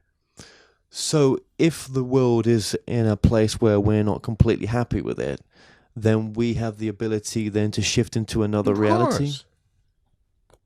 In Book 2 of the Sapiential Discourses Universal Wisdom that we sent through Elliott, there's a chapter called War and Peace. The explanation of peace is one paragraph. The rest of the chapter is about war and how your species created it, and why you have created it. And now it is so advanced that if you continue to create war, you will end up fighting the way that you fought in the beginning, hand to hand. If you can understand that. Of course. Some of you can. Some of you may scratch your head and say, what? No, of course, that makes sense. We would destroy ourselves and go back to bare basics. But we are shifting our realities here right now. Right here, right now. So even doing this interview, the people that are in this room, as we raise our understanding of this even truth right now of shifting our reality, are we shifting into, is our consciousness shifting somewhere else into another parallel world? Well, what you do on your planet affects other planets that are watching and listening. Because your planet is in somewhat of not its infancy anymore, it's in its adolescent stage. There are other planets and species that are more technical right now, and some that are less than what you understand. However, they are watching and listening. And as your planet begins to head towards more light and love, it is an example for them. And how are they watching and listening? Through sound and vibration, waves. So that's almost like saying they may be barbaric, but what you put out there consciously, people pick up on. For those spaces and places that are what you consider to be barbaric. Oh. Because there are spaces and places and species that consider your species to be barbaric. But none of you are barbaric. That's only a term that you have created to explain something that you think you don't like. So an advanced species is more spiritually advanced as well, technologically, Yes. logically? Spiritually and technologically. Because a lot of people on this plane think that, they may be technologically advanced. It does not mean they're spiritually advanced. But it does. But it does, right? Because you have to accept the information. Remember, all of you behave as you do with the information that you have received and accepted. And when you accept that the technology you created, And that's only going to come to you when you're at the right level for it. yes, but you can be at a high level physically and not mentally or emotionally. Now notice we did not say spiritually, because all of you are always at a high level spiritually. It is the spirit that should be in the forefront of the fourfold being. But what has happened on your planet is that it is the mental that has been pushed to the front. And that's not the way it is supposed to be. But it's always show me the facts, show me the facts, show me the proof. From eating meat and some other things that your species has done out of arrogance to push the female out of her rightful, this is going to upset a lot of people, leadership position, and to think that you speak for animals. They don't need you to speak for them. They have a consciousness. They understand their relative place on your planet. No other creature worries except your species. Why is that? Well, doesn't that make us spiritually evolved in a sense? No. Our consciousness is There's nothing to worry about. What do you have to worry about? Do you think the deer worries if the hunter's coming for them? When it is the time for that spirit to go somewhere else, the hunter will come, or they will run in front of a car, and then they will go on the next journey. They don't worry about it. They don't hide. Do you see them hiding? They're out in the open running around. It's you who are hiding so that you think they can't see you so you can shoot them or something like that. The Native American on your plane understands that. They always have. So is that an analogy we could put into our lives as well, where we're so concerned of the things we should achieve, or Of course. people's opinion on us for not doing things, or the... Yeah. Let's talk about love. Let's say that you meet someone, and the eyes are the windows to the soul. Your species basically understands that. And you know that this person is for you.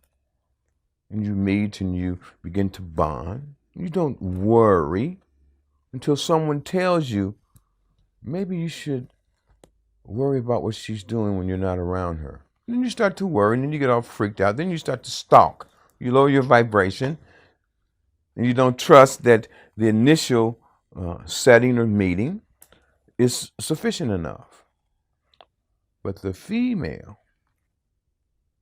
if she has forgotten, and all of you have forgotten, and has not remembered who she is, then she does not lead the relationship. Then anything happens in a relationship. You have created marriage. No relationship that began as a marriage ends in a divorce unless the female is not leading. Because when the female leads, and she leads with compassion, then there is no non-intimacy or lack of conversation or neglect or abuse or made up erectile dysfunction or separation or divorce. Because if she is leading and she allows the male to know that they make their rivers flow, and that she believes in them, then the male does what they're supposed to do, because on your plane, they were designed to protect and defend the female and the family. This is also in any type of relationship, heterosexual, homosexual. There's always a dominant masculine or feminine within the individuals, but the female is the leader. It's funny, I've always felt that, if the world had more female leaders, it might be a bit different. But then you get someone like Hillary Clinton that's got more masculine energy in her. Well, the president of the country that you do not live in right now, the United States, as you call it, the president at this time was supposed to be female. We had been telling individuals for years, this is the way it is supposed to be, and what you understand to be as 2016 moving on. And it was going to be Hillary Clinton. Now, we set out a YouTube video discussing all of this. Anyway, that who was going to be the president of the United States of America. And we don't care what people think, because we don't worry about anything. That individual lowered her vibration, made some decisions that were not in her highest good or the highest good of others, and that is why she is not president. And we hope that she sees this. Obviously, we create our reality. Yes. And what is the simplest formula to that, would you say? Birth. Because it is the spirit of the child that chooses the parents. So your spirit, as it comes from wherever it's coming from, because there are many spaces and places, says, I'm coming through you and you. And that's what happens. That's why sometimes on your planet, there are different mothers and fathers in the family structure, because the spirit of the child chooses. Now, this is also in the case, you have to be ready for this, abortions and miscarriages.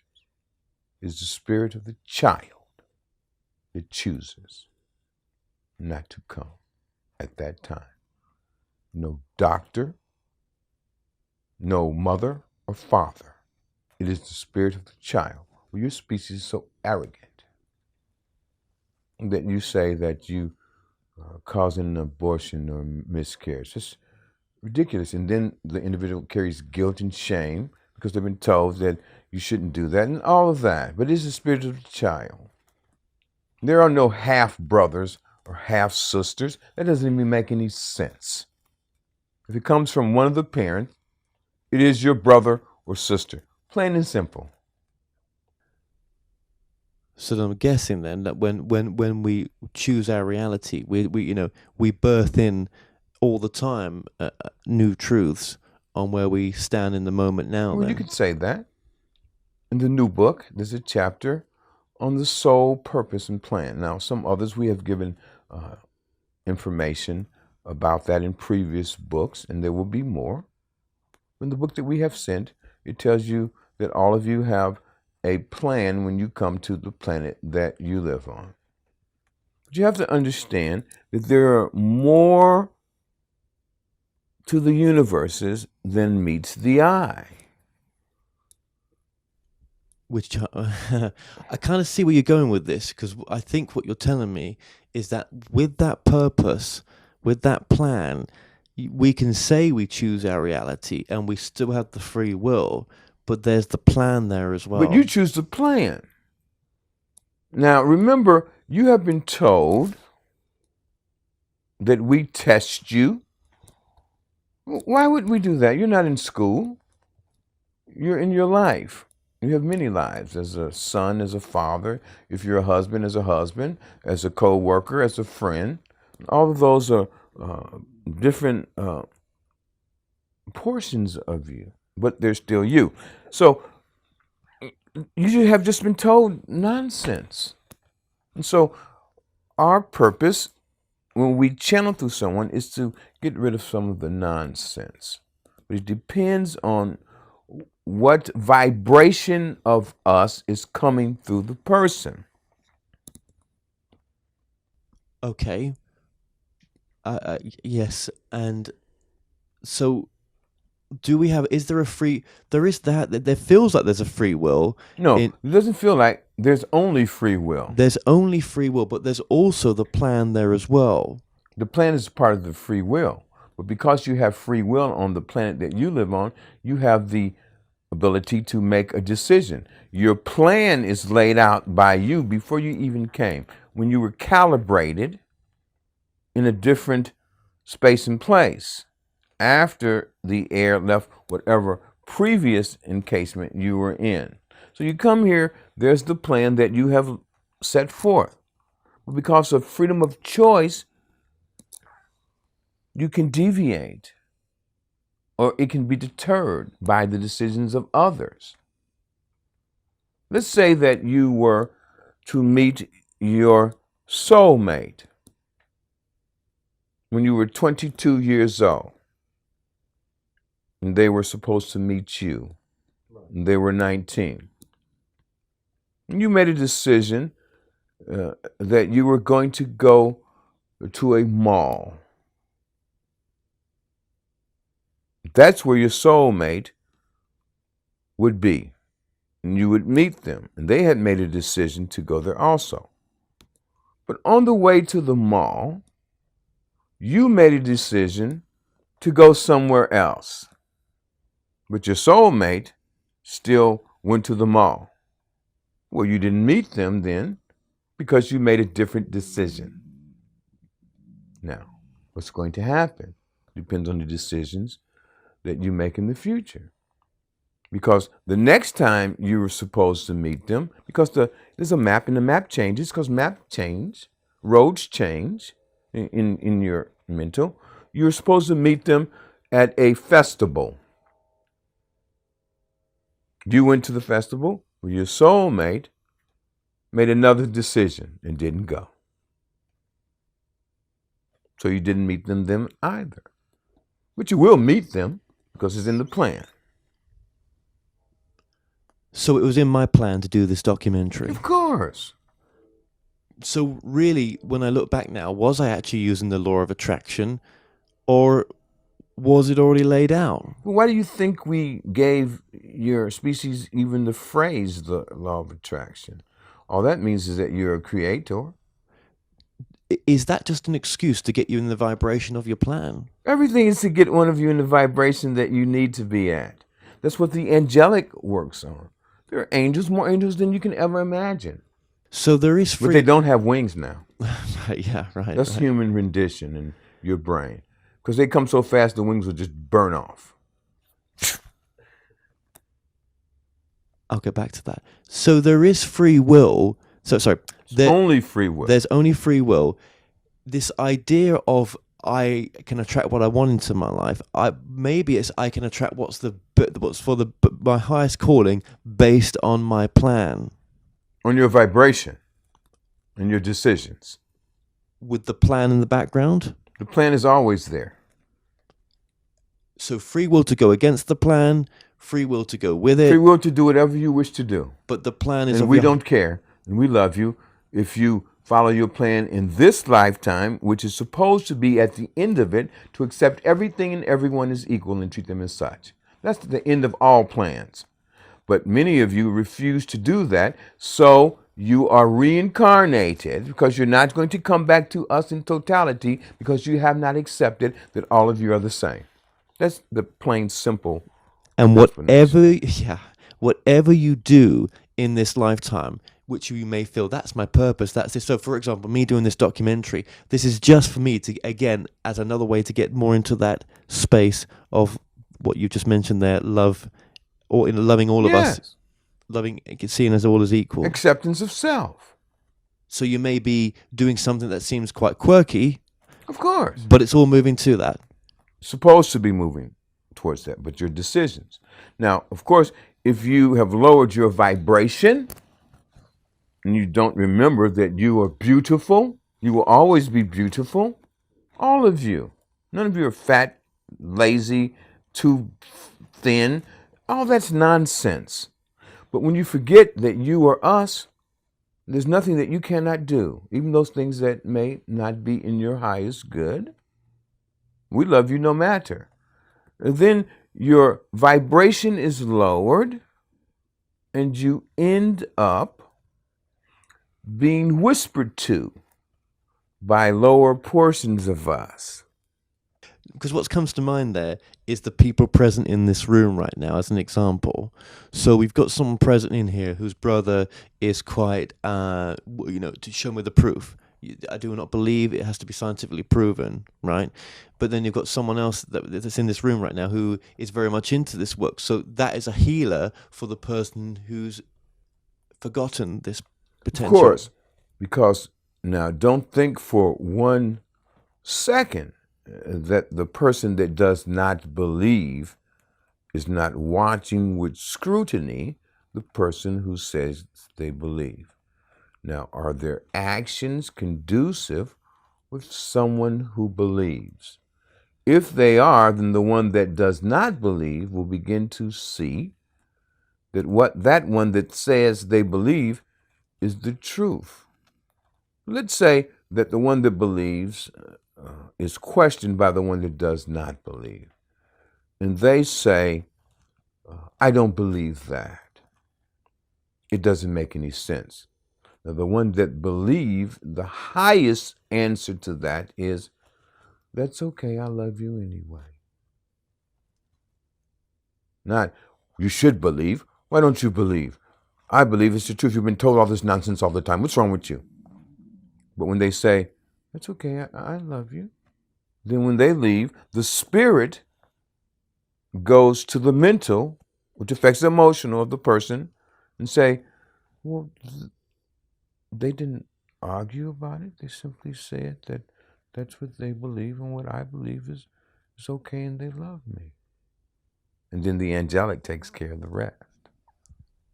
The cracks all the time to get back into that space of the true love aspect of who we are, the love aspect. And yeah, so but then could it be true that maybe someone's so switched off to that fact of who they truly are because that's what the other people around them need to experience?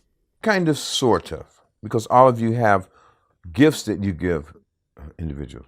Sometime your purpose was to give the gift of patience and tolerance to everyone who meets you. Because those are gifts. Could that be a patience and tolerance of being switched off from the fact of who you are? Are you switched off, or is that part of your purpose? Because remember, the spirit is always high. It's the other portions that may not be. Maybe that's purpose then. Everything is purpose. So there's free will, there's purpose, there's your plan. You've chosen the plan before you came here with guidance from others. With assistance from others. So we're not forced to hear anyone else's truth of what we think we should. Well, you can't be forced to do anything. Control is an illusion on your planet anyway. And for for those who maim and come from a very negative space of not That's love. the vibration that they're at. Could they have chosen that purpose to come down here to be the martyr and the It depends. But it depends on the vibration. You have to understand that. Let's take, for instance, someone who puts on a suicide vest. First of all, they're just like you. They have forgotten that they are beautiful, that they have worth, that we don't care what they do, and that there's nothing they can't create. So the vibration has been low. The lower portions of us are able to whisper to them, sometimes through other people. If you put that vest on, and you kill yourself, and others. There's going to be jubilation. There's going to be some virgins waiting on you. So that doesn't even make any sense. But the vibration has been lowered. They have received that information and they have accepted it. So how else could they act? But what you may not know is that if they choose to take their life and the lives of others in that manner, when the spirit, the air, us leaves their manifestation, it goes through the tunnel of lives or lights, through the arc of the tabulus, passes the 3/4 mark, which the soul has to pass. Otherwise, it's going to come back to your plane in a different manner. And then they say, we saw lights. And, well, there's lights, there's vibration. Anyway, when they go through all of that, they go to their book of life, because there is a book of life, but it's not books because there's no books in the non-physical. But we give you that so that you can kind of get it. They view the life that they have just lived. And they see that there were 4 things in that lifetime. Now we're talking about your plane and planet right now, because there's many others. They view, and there were 4 things that they did not accept in that lifetime. People who said that they were Christians, that women are equal, that dogs are not foul creatures, and they didn't like roses. They will choose from those 4 things that they were in conflict with as what they will return as to either your plane or another planet or plane that have the same kind of ideas and concepts, because there's other planes and planets that have those that think that they are Christians. You didn't know that. And they'll choose which one, and they will come back to repeat again to find out that all are equal and should be treated as such. That is reincarnation, and what you understand kind of as karma. And anything else that your species has been told is just not true. And we don't mind telling you, because there are going to be many that say that can't be source. You know, we have been told when we come through in this manner, you can't be source. Well, why not? Perhaps they place limitations on what they think we are and what they think they are. Because if we are source and omnipresent and omnipotent, then we can do anything, can't we? As can you. Absolutely. And do you think that, well, I'm thinking that you coming through this way really allows us to seek our truth, to say, is this That's true? what it's all about. Because any other way, it would be, oh, I'm going to have to give my power away here because you would be forcing your truth upon me. But also, your brain, because of what has happened on your planet throughout time, finds it difficult to accept that you have to take responsibility for yourself. You can't blame us. Well, you can, but it's not true. You can't blame your mother or father for anything, because they did what they were supposed to do, because your spirit chose them. And so for one moment in time, they joined together and allowed magnificent you to come through. So they've done their job. The rest is like icing on a cake. Some cakes don't have icing, but it's still a cake and it still tastes good. That's true. That's true. Thank you for that. So there's more to this than meets the eye. I just know there is. Well, we've been saying that. And it's almost like there's an illusion taking place here, even in some respects. Well, you see and hear what you wish to. Some people will watch the documentary after it has been edited and put out there, and they won't hear anything. What they don't know is because of the sound and vibration, they will feel it. Now, will they accept it? Depends on what vibration level they're at and where they are with their decisions. And when they watch this, are they watching their higher self speak? Of course. That's what we are. We know it's hard for you to believe, but you're speaking and listening to yourself. And anyone that sees this, it is you. Because all we talk about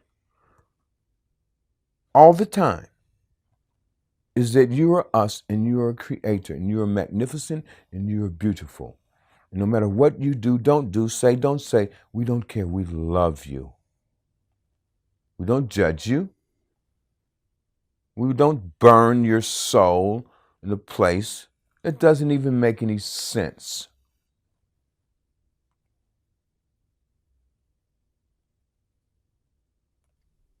Okay, so all lives are happening at the same time.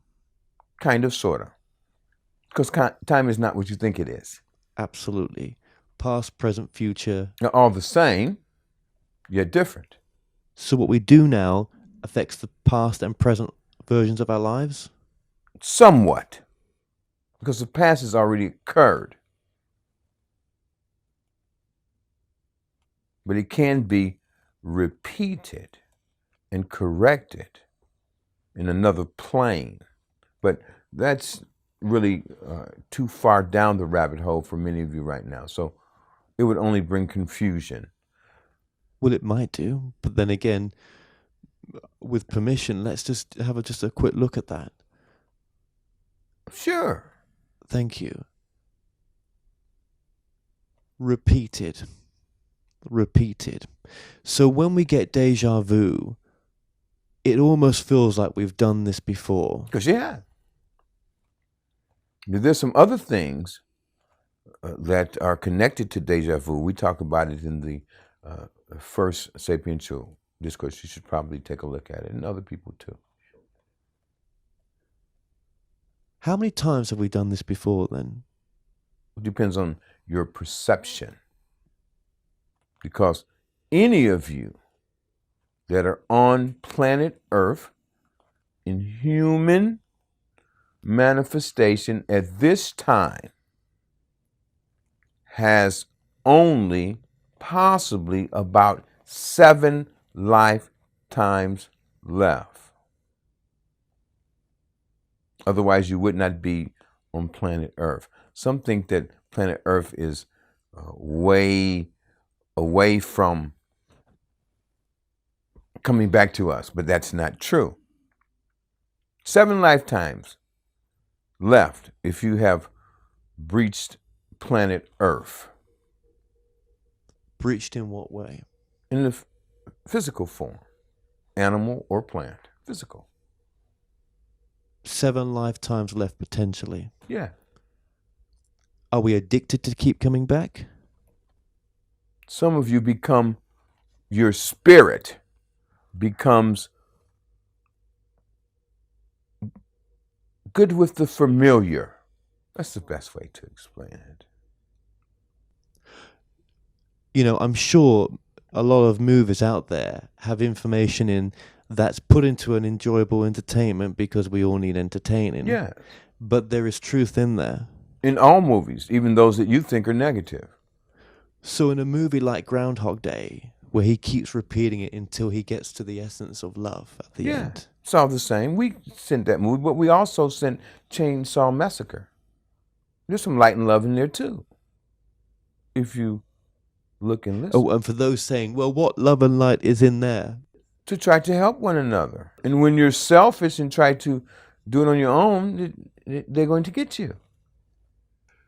So with Groundhog Day, it's fascinated me in the sense of, well, how many times have I lived this life before in different variations together? Well, not this life, but one similar. Yes, that's what I mean. Absolutely. We wouldn't be exactly the same. However, there is a plane of existence called the parallel. That is where your word parallel comes from. We explain this in one of the books. There is a duplicate place in the parallel, just like this. And there's a being just like you, because it is you. And you can go there in times of remote viewing to see yourself and see what may happen if you make certain kinds of decisions. And then you can send yourself messages, not possibly to make the decision that you were thinking about making. But you have to also be at an acceptance level and a high vibration to be able to do that. So we talk about this happening before, and I've had this conversation with other channelers. This has happened before in different ways. In different ways. But we've almost been like this before in another way. We've had this conversation already in a Yes. different way. And it's a bit like the Matrix, where it's... Where do you think that idea for that movie came from? Right, okay. Everything comes from us. Why is that information coming through now? Because it's time. The time is now. To wake up. Well, remember, now is now here, is nowhere. Those are all the same words. So in other timelines like this, we made it better, we made it worse. It was all experience. Nothing. It was all wasted. experience, but if it had served its purpose, then at this moment, in what you understand to be as time, we would not be having this conversation. If it has served its purpose. Each of your lifetimes that is relived by one of you in physical form, its purpose is for, at the end of it, when we leave the physical body, for you to accept everything and everyone as equal and treat them as such.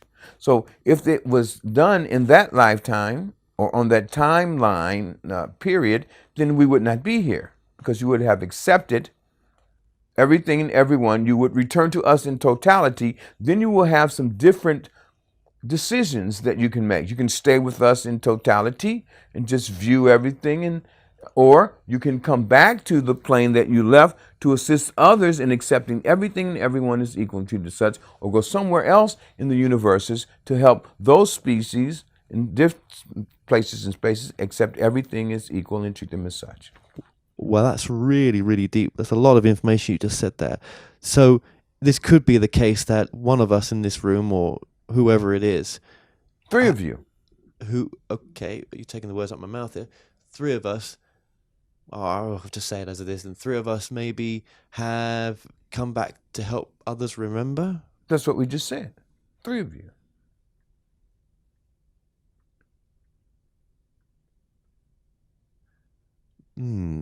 Don't try to guess which ones. No. When you're at a certain vibration, you will know. Some of you already know. What would it matter, I suppose? Nothing to us. Possibly something to you.